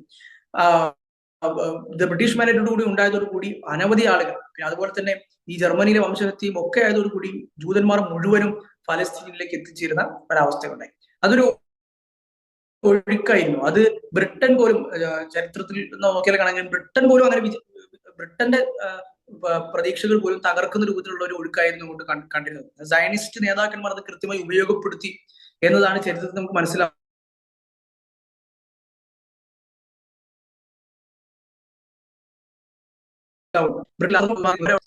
എന്നൊന്നും പ്രതീക്ഷിച്ചില്ല. അതുകൊണ്ട് തന്നെയാണ് 2ാം ലോക മഹായുദ്ധത്തിന്റെ സമയത്ത് ഫലസ്തീനിലുള്ള ഈ പ്രദേശത്തുള്ള ജോർദാനും ഫലസ്തീനിന്റെ പരിസര പ്രദേശങ്ങളും ഒക്കെയുള്ള ജൂതന്മാർ ബ്രിട്ടനോട് വിലപേശുന്ന രൂപത്തിലേക്ക് അവരുടെ അംഗസംഖ്യയും അവരുടെ പൊളിറ്റിക്കലായി അവരുടെ ശക്തിയും വർദ്ധിച്ചു എന്ന് വരെ നമുക്ക് കാണാൻ പറ്റും. ബ്രിട്ടനോടൊപ്പം നിൽക്കാം, സയനിസ്റ്റുകൾ ബ്രിട്ടനോടൊപ്പം ചേർന്ന് പട്ടാളത്തിലും മറ്റു സേവനങ്ങൾ ചെയ്യാം എന്ന രൂപത്തിലുള്ള പ്രഖ്യാപനങ്ങൾ നടത്താൻ വിലപേശൽ മാത്രമായി എന്നുള്ളതാണ്. ഏതായാലും 2ാം ലോക മഹായുദ്ധം കഴിഞ്ഞു. ആ ഒരു സമയത്തോടു കൂടി ഫലസ്തീനിന്റെ നിയന്ത്രണം, നമ്മൾ നേരത്തെ പറഞ്ഞ പല രാജ്യങ്ങൾ തമ്മിലുള്ള ചർച്ചകൾ നടക്കുന്നുണ്ടെങ്കിലും, അറബ് രാജ്യങ്ങളുടെ ചർച്ചകൾ നടക്കുന്നുണ്ടെങ്കിലും, ഏറ്റവും അവസാനം 1947 അന്ന് UN ഉണ്ടായി വരുന്ന സമയമാണ്. ലീഗ് ഓഫ് നേഷൻസ് എന്ന് പറയുന്നത് കഴിഞ്ഞ് UN ഐക്യരാഷ്ട്രസഭ ഉണ്ടായി വരുന്ന സമയത്ത് ഐക്യരാഷ്ട്രസഭ ഈ ഒരു പ്രശ്നത്തിന് ഒരു രമ്യമായി പരിഹരിക്കാൻ വേണ്ടി ഒരു കമ്മിറ്റി, ഒരു സ്പെഷ്യൽ കമ്മിറ്റിയെ നിയമിച്ചു. ആ കമ്മിറ്റി സ്വാഭാവികമായും ബ്രിട്ടന്റെ താല്പര്യങ്ങൾ മാത്രം സംരക്ഷിക്കുന്ന ഒരു കമ്മിറ്റി ആയിരിക്കും എന്നതിൽ പറയേണ്ടതില്ല. അവർ ഈ പറയുന്ന നമ്മൾ സ്ക്രീനിൽ കാണുന്നത് പോലെ ആ മാപ്പും റെസൊല്യൂഷൻ 181 എന്ന് പറയുന്ന റെസൊല്യൂഷൻ കൊണ്ടുവന്നു. അത് പാലസ്റ്റീൻ എന്നതിനെ ഒന്ന് അറബ് രാഷ്ട്രമായും മറ്റൊന്ന് ജൂതരാഷ്ട്രമായും കൃത്യമായി വിഭജിച്ചു. അതുപോലെ തന്നെ ഇന്നത്തെ ജെറുസലേം എന്നത് അതൊരു ഇന്റർനാഷണൽ കൺട്രോൾ ഉള്ള, ഐക്യരാഷ്ട്രസഭയൊക്കെ മേൽനോട്ടം വഹിച്ച് ഭരണം നടത്തുന്ന ഒരു പ്രദേശമായി, ആർക്കും അങ്ങനെ തർക്കങ്ങളൊന്നും ഉണ്ടാക്കാൻ കഴിയാത്ത ഒരു പ്രദേശമായി അവിടെ നിലനിൽക്കും എന്നതായിരുന്നു അന്നത്തെ ഈ റെസൊല്യൂഷൻ ഉണ്ടായിരുന്നത്. പക്ഷെ പിന്നീട് നമുക്ക് ചരിത്രം അറിയാവുന്നത് പോലെ പൂർണ്ണമായും ഒരു ഇസ്രായേൽ എന്ന് പറയുന്ന ഒരു രാഷ്ട്രം സ്ഥാപിതമായി. ഈ പറഞ്ഞ അന്താരാഷ്ട്ര നിയമങ്ങളൊക്കെ കാറ്റിൽ പറത്തി ആക്രമണങ്ങൾ അഴിച്ചുവിടുന്ന ഇതുണ്ടായി. 948 നമ്മൾ സ്ക്രീനിൽ കാണുന്നത് പോലെ തന്നെ 948 തന്നെ അവിടെ നിന്ന് കുടിയിറക്കപ്പെട്ട അറബ് ജനതയുടെ, മുസ്ലിങ്ങളുടെ, ഫലസ്തീനികളുടെ എണ്ണം വിവരണാതീതമാണ്.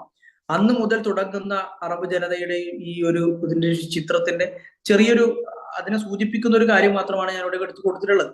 നമുക്ക് ഇതൊക്കെ പിന്നെ ഇന്റർനെറ്റിൽ തന്നെ സെർച്ച് ചെയ്താൽ നമുക്ക് കിട്ടുന്ന സ്റ്റാറ്റിസ്റ്റിക്സുകളും മാപ്പുകളും മാത്രമാണ് ഇതൊക്കെ. 2023 ആകുമ്പോഴേക്ക് അഥവാ 1947 100% ഉണ്ടായിരുന്ന ഫലസ്തീനികൾ എന്ന് പറയുന്നത് പിന്നെ ഓരോ കാലഘട്ടത്തിനും അനുസരിച്ചത് ഇങ്ങനെ ഫലസ്തീൻ എന്ന് പറയുന്ന ആ പച്ച നിറത്തിൽ അടയാളപ്പെടുത്തുന്നതാണ് ഫലസ്തീനികളുടെ എണ്ണം, ഫലസ്തീനികളുടെ സംഖ്യ, അവരുടെ പ്രദേശം. അത് ചുരുങ്ങി ചുരുങ്ങി അവസാനം ഇപ്പോൾ എവിടെ എത്തി? ഇപ്പോൾ അതിനേക്കാളും പിന്നെ ലഫയിലും അതുപോലെ തന്നെ ഗസയിലും ഒക്കെ മാത്രമായി ഫലസ്തീനികൾ തുടരുന്നൊരു സ്ഥിതിയാണെന്നുള്ളത്.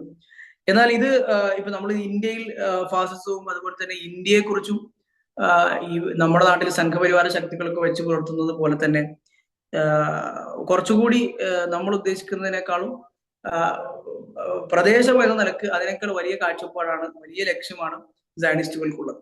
ഇന്നത്തെ ഫലസ്തീൻ എന്ന് പറയുന്നത് നമ്മൾ കാണുന്ന ഇസ്രയേൽ എന്ന് പറയുന്ന ഒരു ചെറിയ രാഷ്ട്രം ഉൾക്കൊള്ളുന്ന ആ സ്ഥലമല്ല യഥാർത്ഥത്തിൽ ഇസ്രയേൽ എന്ന് പറയുന്ന രാഷ്ട്രം എന്നത് പൂർണ്ണമായി അവരുദ്ദേശിക്കുന്നത് അതിനും അപ്പുറത്ത് അവർ പറയുന്നത് പ്രകാരം അവരുടെ സുലൈമാൻ നബി അലൈഹി ഇസ്ലാമിന്റെ പേര് പറഞ്ഞുകൊണ്ട് അന്നത്തെ ഭരണകാലഘട്ടത്തിൽ ഉണ്ടായിരുന്ന ദൈവം അവർക്ക് പഴയ നിയമത്തിൽ വാഗ്ദത്തം ചെയ്ത വലിയ ഭൂപ്രദേശം, അതായത് നമ്മളിപ്പോൾ സ്ക്രീനിൽ കാണുന്നത് ഗ്രേറ്റർ ഇസ്രായേൽ പ്രോജക്ട് എന്ന് പറയുന്നത് ഇന്നത്തെ സൗദി അറേബ്യയുടെ ഏകദേശം വടക്ക് ഭാഗങ്ങൾ വലിയൊരു അളവോളം വരുന്ന, ജോർദാനൊക്കെ ഉൾക്കൊള്ളുന്ന, ലബനാനൊക്കെ ഉൾക്കൊള്ളുന്ന, ഇറാഖ് പകുതിയോളം അതിൽ കൂടുതൽ ഉൾക്കൊള്ളുന്ന, സിറിയയുടെ വലിയൊരു ഭാഗം ഒക്കെ ഉൾക്കൊള്ളുന്ന ഗ്രേറ്റർ ഇസ്രായേൽ എന്ന് പറയുന്ന ഒരു സ്വപ്നമാണ് അവർക്കുള്ളത്.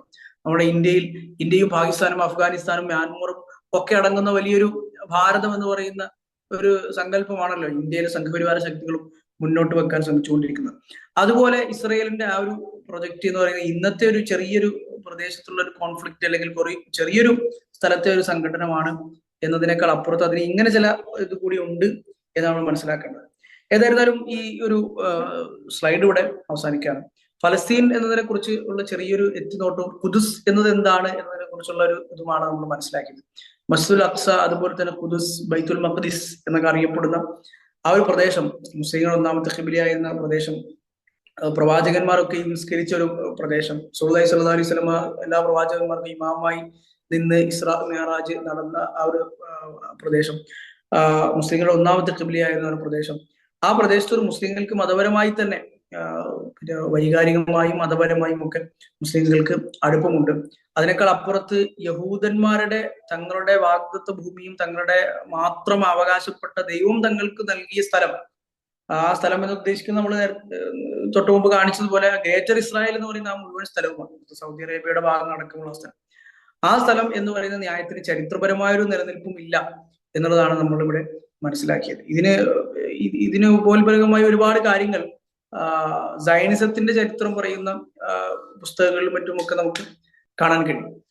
അതിനോടൊപ്പം നമ്മൾ ഈ ഒരു ചരിത്രത്തിൽ നിന്ന് ഏറ്റവും പ്രധാനമായി എന്നും വർത്തമാന കാലത്തായിരുന്നാലും ഇനി ഭാവിയിലായിരുന്നാലും എപ്പോഴും മുസ്ലിം സമൂഹം ഓർക്കേണ്ടതും മുസ്ലിം സമൂഹത്തിന് ഇതിൽ നിന്ന് പാഠം പഠിക്കാനുള്ളതുമായ ഏറ്റവും പ്രധാനപ്പെട്ട ഒരു കാര്യം മുസ്ലിങ്ങൾക്കുള്ളിൽ നിന്നുള്ള ശത്രുക്കൾ, അതായത് ഷീഇകൾ ഇതിനെ ഏറ്റവും കൂടുതൽ മുതലെടുപ്പ് നടത്താൻ ശ്രമിച്ചു എന്നുള്ളതാണ്. സലാഹുദ്ദീൻ അയ്യൂബി റഹ്മത്തുള്ളാഹിയുടെ കാലഘട്ടത്തിൽ ഉണ്ടായിരുന്ന ഉബൈദികൾ, ഫാത്തിമികൾ അദ്ദേഹം കൃത്യമായി മനസ്സിലാക്കുകയും അഹ്ലുസുന്നയുടെ പണ്ഡിതന്മാരിൽ നിന്ന് കൃത്യമായ അറിവ് നേടുകയും അവരെ കൃത്യമായി പ്രതിരോധിക്കുകയും ചെയ്തു എന്നതും, അതുപോലെ തന്നെ ഈ ഒരു സമാന കാലഘട്ടത്തിൽ താർത്താരികളുടെയും കുരിശുപടയാളികളുടെയും ഒക്കെ കാലഘട്ടങ്ങൾക്കും അതിന് സമീപ കാലഘട്ടങ്ങളിൽ ജീവിച്ച ഷെയ്ഖുൽ ഇസ്ലാം ഇബ്നു തൈമിയ്യ റഹ്മത്തുള്ളാഹി പോലെയുള്ള ആളുകൾ, അങ്ങനെയുള്ള അഹ്ലുസുന്നയുടെ പണ്ഡിതന്മാർ ഈ പ്രശ്നത്തെയും ഈ ഷീഇകളുടെ മുസ്ലിം ലോകത്തെ ഒറ്റുകൊടുക്കലിനെയും അവർ മുസ്ലിങ്ങളെ തകർക്കാൻ ശ്രമിക്കുന്നതിനെ ചരിത്രത്തിന്റെ അടിസ്ഥാനത്തിൽ അവർ പറഞ്ഞ പാഠങ്ങളെയും ഒക്കെ ചേർത്ത് വെച്ച് വായിക്കുമ്പോൾ വർത്തമാന കാലത്തായിരുന്നാലും ഭാവിയിൽ ഏത് കാലത്ത് മുസ്ലിം സമൂഹം നേരിടുന്ന പ്രശ്നങ്ങളായിരുന്നാലും അതിൽ ഷീഇകളുമായി കൂട്ട് ചേർന്നുകൊണ്ട് അല്ലെങ്കിൽ പിന്നെ സുന്നി ഷീഇ ഐക്യത്തെയൊക്കെ പല ആളുകളും എടുത്ത് വലിയ സംഭവമായി ഉദ്ധരിക്കുന്ന കാണാറുണ്ട്. ഇങ്ങനെ ഒരു സമയത്ത് എല്ലാവരും ഒരുമിച്ച് നിന്നുകൊണ്ട് ഷീഇകളാണെന്ന് നോക്കാതെ അതിനുവേണ്ടി പ്രവർത്തിക്കുകയല്ലേ എന്നുള്ളതാണ് ആളുകൾ ചോദിക്കാറുള്ളത്. ഷെയ്ഖുൽ ഇസ്ലാം ഇബ്നു തൈമിയ്യ റഹ്മത്തുള്ളാഹി അതിന് മറുപടി പറയുന്ന കാണാൻ കഴിയും. എങ്ങനെയൊക്കെ പറഞ്ഞാലും അള്ളാഹുവിന്റെ മാർഗത്തിൽ അള്ളാഹുവിന്റെ ഈ ഒരു വളരെയധികം ശ്രേഷ്ഠതയേറിയ മസ്ജിദുൽ അഖ്സയെ വിമോചിപ്പിക്കാനുള്ള പോരാട്ടത്തിൽ അള്ളാഹുവിന്റെ റസൂലിനെ തെറി പറയുകയും അള്ളാഹുവിന്റെ റസൂലിന്റെ സ്വഹാബിമാരെ ദീനിൽ നിന്ന് പുറത്താക്കുകയും ചെയ്യുന്ന ആളുകളോടൊപ്പമുള്ള കൂട്ടുകെട്ട് എന്ത് വിജയമാണ് നേടിത്തരിക എന്ന് ഷെയ്ഖുൽ ഇസ്ലാമിനെ പോലെയുള്ള ആളുകൾ ചോദിക്കുന്നത് കാണാൻ കഴിയും. എന്ന് മാത്രമല്ല ചരിത്രത്തിൽ ഷീഇകൾ ഈ വിഷയത്തിൽ മാത്രം നടത്തിയ വഞ്ചനകൾ ക്രോഡീകരിച്ച പുസ്തകങ്ങൾ വരെ നമുക്ക് കാണാൻ പറ്റും. അഥവാ അബ്ബാസി ഖലീഫമാരെ താർത്താരികൾക്കും മംഗോളുകൾക്കും മുമ്പിലേക്ക് എറിഞ്ഞിട്ട് കൊടുക്കുന്ന, അപ്പുറത്ത് കുരിശുപടയാളികളുടെ നേതാക്കന്മാരെ നിങ്ങൾ വരൂ, ബഗ്ദാദ് പട്ടണം അതുപോലെ തന്നെ കെയ്റോ പട്ടണം നിങ്ങൾക്ക് വേണ്ടി ഞങ്ങൾ തുറന്നു തരാം എന്ന് പറഞ്ഞ് ഇങ്ങോട്ട് കത്തയച്ച് ക്ഷണിക്കുന്ന ഷീഇ മന്ത്രിമാരെ നമുക്ക് ഈ ഉബൈദികളുടെ കാലഘട്ടത്തിലും അബ്ബാസികളുടെ അവസാന പതനത്തിന്റെ കാലഘട്ടത്തിലുമൊക്കെ നമുക്ക് മനസ്സിലാക്കാൻ പറ്റും. അത് വളരെ വലിയൊരു പാഠമാണ് മുസ്ലിങ്ങൾക്ക് നൽകുന്നത്. കൃത്യമായി ഒരു വിശ്വാസപരമായി മാത്രമല്ല ഇസ്ലാമിനെ തകർക്കുക, ഒരുപാട് അന്ധവിശ്വാസങ്ങളും അനാചാരങ്ങളും വിദഗ്ധകളൊക്കെ ഇസ്ലാമിലേക്ക് കൊണ്ടുവരിക എന്നത് മാത്രമല്ല, മുസ്ലിങ്ങളെ നശിപ്പിക്കുക എന്ന, കൊല്ലുക എന്ന ലക്ഷ്യം തന്നെ വേണമെങ്കിൽ ഷീകൾക്കുണ്ട് എന്ന് പറഞ്ഞാൽ അത് അതിശയോക്തിയല്ല. കൃത്യമായി ഷീ പ്രമാണങ്ങൾ ഉദ്ധരിച്ചുകൊണ്ട് വരെ ഇത് ചർച്ച ചെയ്ത പണ്ഡിതന്മാർ നമുക്ക് കാണാൻ കഴിയും. അവരുടെ ഇതിലൂടെ അവർ പല പണ്ഡിതന്മാരുടെയും ഉദ്ധരണികൾ വായിച്ചാൽ ഒരു പക്ഷെ നമുക്ക് ചിന്തിക്കാൻ പോലും കഴിയാത്തൊരു ബുദ്ധി. സുന്നികൾ അഥവാ മുസ്ലിങ്ങൾ നജസുകളാണ് എന്നത് കൃത്യമായി എഴുതുന്നത്. അഥവാ കർമ്മശാസ്ത്രത്തിന്റെ ഗ്രന്ഥങ്ങളിൽ നജസുകളെ പറ്റി നമ്മൾ ചർച്ച ചെയ്യാറുണ്ട്. നജസ് അതിൽ നിന്ന് ശുദ്ധിയാവുക.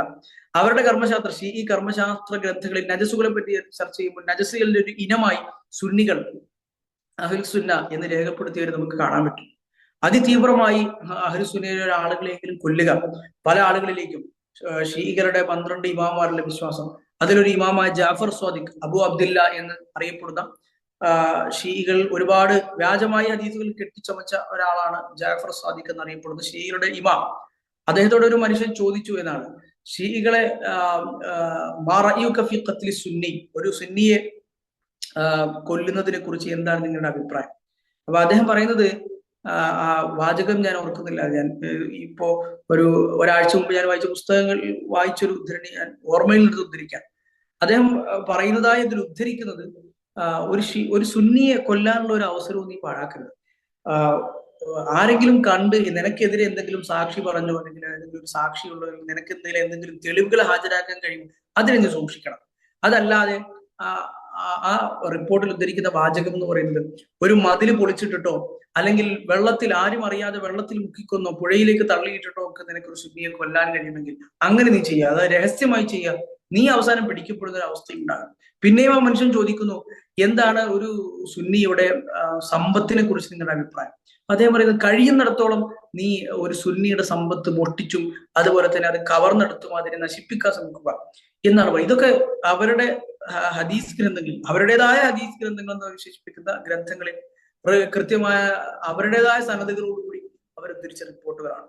അഥവാ മുസ്ലിങ്ങളെ കൊല്ലുകയും ഒറ്റിക്കൊടുക്കുകയും ചെയ്യുക എന്നതും അവർ അഹ്ലുബൈത്തിനോട്, അത് പ്രവാചക കുടുംബത്തോടൊക്കെ വളരെയധികം വിരോധം വെച്ച് പുലർത്തുന്നവരാണ് എന്നും, അതുകൊണ്ട് ഒരു സുന്നിയെ, ഒരു അഹ്ലുസുന്നിയിൽപ്പെട്ട ഒരാളെ കൊല്ലുന്നത് അഹ്ലുബൈത്തിനോടുള്ള സ്നേഹം പ്രകടിപ്പിക്കലുമാണ് എന്നൊക്കെ വിശ്വസിക്കുന്ന ആളുകളാണ് ഈ പറഞ്ഞ ഷീ വിഭാഗത്തിലുള്ള ആളുകൾ.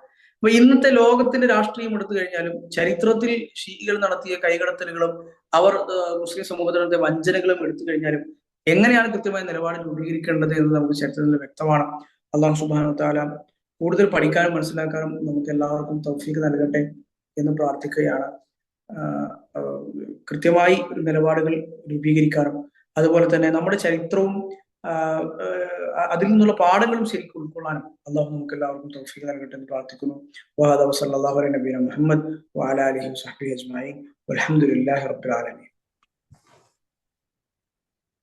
വലൈക്കും അസ്സലാം വറഹ്മത്തുള്ളാഹി. ജസാക്കുമുല്ലാഹു ഖൈറൽ ജസാ. ബറക്കല്ലാഹു ഫീക്കും. ഈ ഒരു ചുരുങ്ങിയ സമയം കൊണ്ട് പരമാവധി കാര്യങ്ങൾ നമുക്ക് പകർന്നു തന്ന, ഒരുപാട് തിരക്കുകൾക്കിടയിൽ ഇപ്പോൾ അജ്മലിവിടെ സംസാരിച്ചുകൊണ്ട് നോക്കുമ്പോൾ പല രൂപത്തിൽ മെസ്സേജുകൾ നമുക്ക് തന്നെ വന്നുകൊണ്ടൊക്കെയുണ്ട്. കഴിഞ്ഞോ അദ്ദേഹത്തിന് വേറെ പല മീറ്റിങ്ങുകളും കാര്യങ്ങളൊക്കെ പങ്കെടുക്കാനുണ്ട്. അതിൻ്റെ ഇടയിൽ നമുക്ക് വേണ്ടി സമയം കണ്ടെത്തി ഇവിടെ നമ്മളോട് സംസാരിച്ച അജ്മൽ ഫൗസാന് നന്ദി രേഖപ്പെടുത്തുകയാണ്. ജസാക്കുമുല്ലാഹു ഖൈറൽ ജസാ. അറബി ഭാഷയിൽ ഫേമസ് ആയിട്ടുള്ള ഒരു കവിതയുണ്ട്. ഇഖ്റഉ താരീഖ ഇദ് ഫീഹിൽ ഇബർ ضل قوم ليس يدرون الخبر فالتاريخ يكرر نفسه وإن على صور متجددة ومآسي الماضي هي عبر المستقبل وسنن الله لا تتغير ولا تتبدل. അതായത് ഇഖ്റഉ താരിഖ്, നിങ്ങൾ ചരിത്രം പഠിക്കണം, അത് വായിക്കണം. ഇദ് ഫീഹിൽ ഇബർ, അതിലൊരുപാട് ഗുണപാഠങ്ങളുണ്ട്. വല്ല ഖൗമുൻ ലൈസ യദ്റൂനൽ ഖബർ, തങ്ങളുടെ ചരിത്രം വായിക്കാത്ത പഠിക്കാത്ത ഒരുപാട് ആളുകൾ അവർ വഴിപിഴച്ചു പോകുന്നതായി നമുക്ക് കാണാം. ഫത്താരിഖു യുകർരിറു നഫ്സഹു, ചരിത്രം അത് വീണ്ടും വീണ്ടും ആവർത്തിച്ചു കൊണ്ടിരിക്കുകയാണ്. വൈന അലാ സുവരിൻ മുതജദ്ദിദ, പുതിയ പല രൂപങ്ങളിലായിട്ടാണെങ്കിലും. വമആസിൽ മാദി ഹിയ ഇബറുൽ മുസ്തഖ്ബൽ, കഴിഞ്ഞുപോയ കാലഘട്ടങ്ങളുടെ സങ്കടങ്ങളെല്ലാം ഇന്നത്തെ കാലഘട്ടത്തിലും അതുപോലെ വരും കാലഘട്ടങ്ങളിലേക്കും അതെല്ലാം ഗുണപാഠങ്ങളാണ്. വസുനനുല്ലാഹി ലാ തതഗയ്യറു വലാ തതബദ്ദൽ, അല്ലാഹു സുബ്ഹാനഹു വ തആലയുടെ നടപടിക്രമങ്ങൾ അതിൽ മാറ്റങ്ങളൊന്നും ഉണ്ടായിരിക്കുകയില്ല എന്ന്. സത്യത്തിൽ ഈ ഒരു ചരിത്രം വായിക്കുമ്പോൾ ഇന്നത്തെ കറന്റ് സാഹചര്യങ്ങളെ, കാലത്തെ വാർത്തകളും അതുപോലെ തന്നെ ഇന്നത്തെ ചർച്ചകളിലും മാത്രം ഒതുങ്ങിക്കൊണ്ട് ഈ വിഷയത്തെ സമീപിക്കുമ്പോൾ പലപ്പോഴും നമ്മൾ പോലും അറിയാതെ പറഞ്ഞു പോകുന്ന പല വാക്കുകൾ, അല്ലെങ്കിൽ നമ്മൾ പോലും എടുക്കുന്ന പല നിലപാടുകളും അങ്ങനെയാണ്. ഇന്നത്തെ വാർത്തകൾ അതുപോലെ ഇന്ന് നടന്നുകൊണ്ടിരിക്കുന്ന സംഭവങ്ങളെ മാത്രം അടിസ്ഥാനപ്പെടുത്തിയിട്ട് നിലപാടുകൾ രൂപീകരിക്കുന്ന ഒരവസ്ഥയിൽ നിന്ന് ഇത് കേൾക്കുമ്പോൾ നമുക്ക് തന്നെ ഇതിൽ പല അബദ്ധങ്ങൾ നമ്മുടെ അടുത്ത് തന്നെ സംഭവിച്ചു പോയിട്ടുണ്ടാവും എന്ന് ചിലപ്പോൾ തിരിച്ചറിയാൻ സാധിച്ചിട്ടുണ്ടാവും. പ്രത്യേകിച്ച് അവസാനം സൂചിപ്പിച്ച ഷിയാക്കളുമായി ബന്ധപ്പെട്ട ചരിത്രങ്ങളൊക്കെ അജ്മലോടെ ജസാഖുല്ലാഹു ഖൈർ സൂചിപ്പിച്ചല്ലോ. നമുക്കിതൊന്നും ഈ ഒരു മണിക്കൂറിനുള്ളിലൊന്നും പറഞ്ഞ് തീർക്കാൻ സാധിക്കുന്ന ഒരു വിഷയമല്ല. ഒരുപാട് നീണ്ട ചരിത്രങ്ങൾ ഇതുമായി ബന്ധപ്പെട്ട് നമ്മൾ പഠിക്കേണ്ടതും മനസ്സിലാക്കേണ്ടതുമായിട്ടുണ്ട്. ഇപ്പോൾ ഇവിടെയൊക്കെ ഞങ്ങൾ കുവൈത്തിൽ പഠിക്കുന്ന സമയത്ത് ഞങ്ങളുടെയൊക്കെ +1 പുസ്തകത്തിൽ നല്ലൊരു ഭാഗം അതിൽ പഠിപ്പിക്കുന്നത് രണ്ടാം ലോക മഹായുദ്ധവുമായി ബന്ധപ്പെട്ട ഭാഗം, അതിൻ്റെ ഏകദേശം ഒരു 40-50ഓളം പേജുകൾ ഫലസ്തീനുമായി ബന്ധപ്പെട്ട ചരിത്രം പഠിപ്പിക്കാൻ വേണ്ടി മാറ്റിവെച്ചിട്ടുണ്ട് ഇവിടുത്തെ ഗവൺമെന്റിന്റെ പുസ്തകങ്ങളിൽ തന്നെ. ഞാൻ പറഞ്ഞു വരുന്നത്, ഇതൊക്കെ നമ്മൾ കേൾക്കുമ്പോൾ നമ്മുടെ മക്കളിലേക്കും അതുപോലെ തന്നെ ഇതറിയാത്ത ആളുകളിലേക്കും ഇതുമായി ബന്ധപ്പെട്ട ചരിത്രങ്ങൾ നമ്മൾ പഠിക്കാനും അത് അവരെ പഠിപ്പിക്കാനും അവരിലേക്ക് എത്തിക്കാനും കൂടി പരിശ്രമിക്കേണ്ടതുണ്ട് എന്നുള്ളതാണ്. കാരണം ഇനിയും കാലഘട്ടം മുന്നോട്ട് പോകുമ്പോൾ ചരിത്രങ്ങൾ പുതുക്കി എഴുതിക്കൊണ്ടിരിക്കുന്ന, അത് പുതിയ രൂപങ്ങളിലേക്ക് മാറ്റി എഴുതപ്പെട്ട ആളുകളുടെ സ്വന്തം ഇഷ്ടപ്രകാരം അല്ലെങ്കിൽ അവരുടെ ഓരോരുത്തരുടെയും താല്പര്യങ്ങൾക്ക് വേണ്ടി അതിനൊക്കെ വ്യാഖ്യാനിക്കപ്പെടുന്ന കാലഘട്ടത്തിൽ എന്തായിരുന്നു മുൻകാലഘട്ടങ്ങളിൽ സംഭവിച്ചത് എന്ന് വ്യക്തമായി അറിയുന്നവരെ സംബന്ധിച്ചിടത്തോളം അത് പകർന്നു നൽകുക എന്നുള്ളത് കൂടി വളരെ ഇമ്പോർട്ടൻ്റ് ആയിട്ടുള്ള ഒരു കാര്യമാണ് എന്ന് സൂചിപ്പിക്കാനാണ്. നമ്മുടെ നാട്ടിലൊന്നും ഒരുപക്ഷെ അത് അങ്ങനെ ഒരു ഫലസ്തീൻ്റെ ഒരു ഹിസ്റ്ററി എന്നുള്ള രൂപത്തിൽ പഠിക്കാൻ, അതൊരു അക്കാഡമിക്കലി പഠിക്കാൻ ചിലപ്പോൾ സ്കൂളുകളിലൊന്നും സാധിച്ചോളണമെന്നില്ല. പക്ഷേ നമ്മൾ അറിയുന്നവരെ സംബന്ധിച്ചിടത്തോളം അതിൻ്റെ പ്രാധാന്യം കുട്ടികളൊക്കെ പറഞ്ഞ് മനസ്സിലാക്കി അതിനെ പഠിപ്പിച്ചു കൊടുക്കാൻ കൂടി ശ്രദ്ധിക്കേണ്ടതുണ്ട്. ഇതൊന്നും വെറുതെ സാധാരണക്കാർ ആളുകൾ എന്തൊക്കെ പറയുന്നു എന്നതിനെ നോക്കിക്കൊണ്ട്, അല്ലെങ്കിൽ വാർത്തകൾ എന്ത് പറയുന്നു എന്നതിനെ നോക്കിക്കൊണ്ട് മാത്രം നിലപാടുകൾ എടുക്കേണ്ട, മനസ്സിലാക്കേണ്ട ഒരു കാര്യമല്ല എന്ന് നമുക്ക് ഇതിൽ നിന്ന് എന്തായാലും വ്യക്തമായിട്ട് മനസ്സിലായിട്ടുണ്ടാവും. അതുപോലെ തന്നെ നമ്മൾ ഏറ്റവും പ്രധാനമായി മനസ്സിലാക്കേണ്ട ഒരു പോയിന്റ് കൂടിയാണ് അവസാനം സൂചിപ്പിച്ചത്. അഥവാ വിജയം എന്നുള്ളത് താൽക്കാലികമായിട്ടുള്ള ഒരു കാര്യമല്ല. ഇന്ന് കാണുന്ന സാഹചര്യങ്ങൾ അടിസ്ഥാനപ്പെടുത്തിയിട്ട് അതിലെന്തെങ്കിലും ഒരു കാര്യങ്ങൾ എടുത്തുകൊണ്ട് ആരെങ്കിലൊക്കെ സഹായത്തിന് വിളിച്ചുകൊണ്ട് നേടേണ്ട ഒരു കാര്യമല്ല വിജയം. മറിച്ച് അതിന് അല്ലാഹു സുബ്ഹാനഹു വ തആലയുടെ തൗഫീഖ് തന്നെ വേണം. അതിന് തൗഹീദ് നിർബന്ധമാണ്. ആ ഒരു വിഷയത്തിൽ അധിഷ്ഠിതമായ, അള്ളാഹുവിലുള്ള തൗഹീദിൽ അധിഷ്ഠിതമായ, അള്ളാഹുവിനനുസരിച്ചുകൊണ്ടുള്ള ആളുകളെ ബന്ധപ്പെട്ടുകൊണ്ട് കൂട്ടുപിടിച്ചുകൊണ്ട് നേടുന്ന വിജയത്തിന് അതിന് സ്ഥിരതയുണ്ടാവുള്ളൂ, അതിന് അള്ളാഹുവിൻ്റെ തൗഫീഖ് ഉണ്ടാവുള്ളൂ എന്നുള്ളത് കൂടെ നമ്മൾ അവസാനം മനസ്സിലാക്കി. അല്ലാഹു സുബ്ഹാനഹു വ തആല ഇനിയും കൂടുതൽ പഠിക്കാൻ, ആ പഠിക്കുന്നതിനനുസരിച്ച് നമ്മുടെയൊക്കെ നിലപാടുകൾ എടുക്കാൻ, കൂടുതൽ മനസ്സിലാക്കാനും അത് മറ്റുള്ളവർക്ക് പകർന്നു കൊടുക്കാനും എല്ലാം നമുക്ക് ഏവർക്കും തൗഫീഖ് നൽകി അനുഗ്രഹിക്കുമാറാകട്ടെ. വസല്ലല്ലാഹു അലാ റസൂലിന മുഹമ്മദ്. വസ്സലാമു അലൈക്കും വറഹ്മത്തുള്ളാഹി വബറകാതുഹു.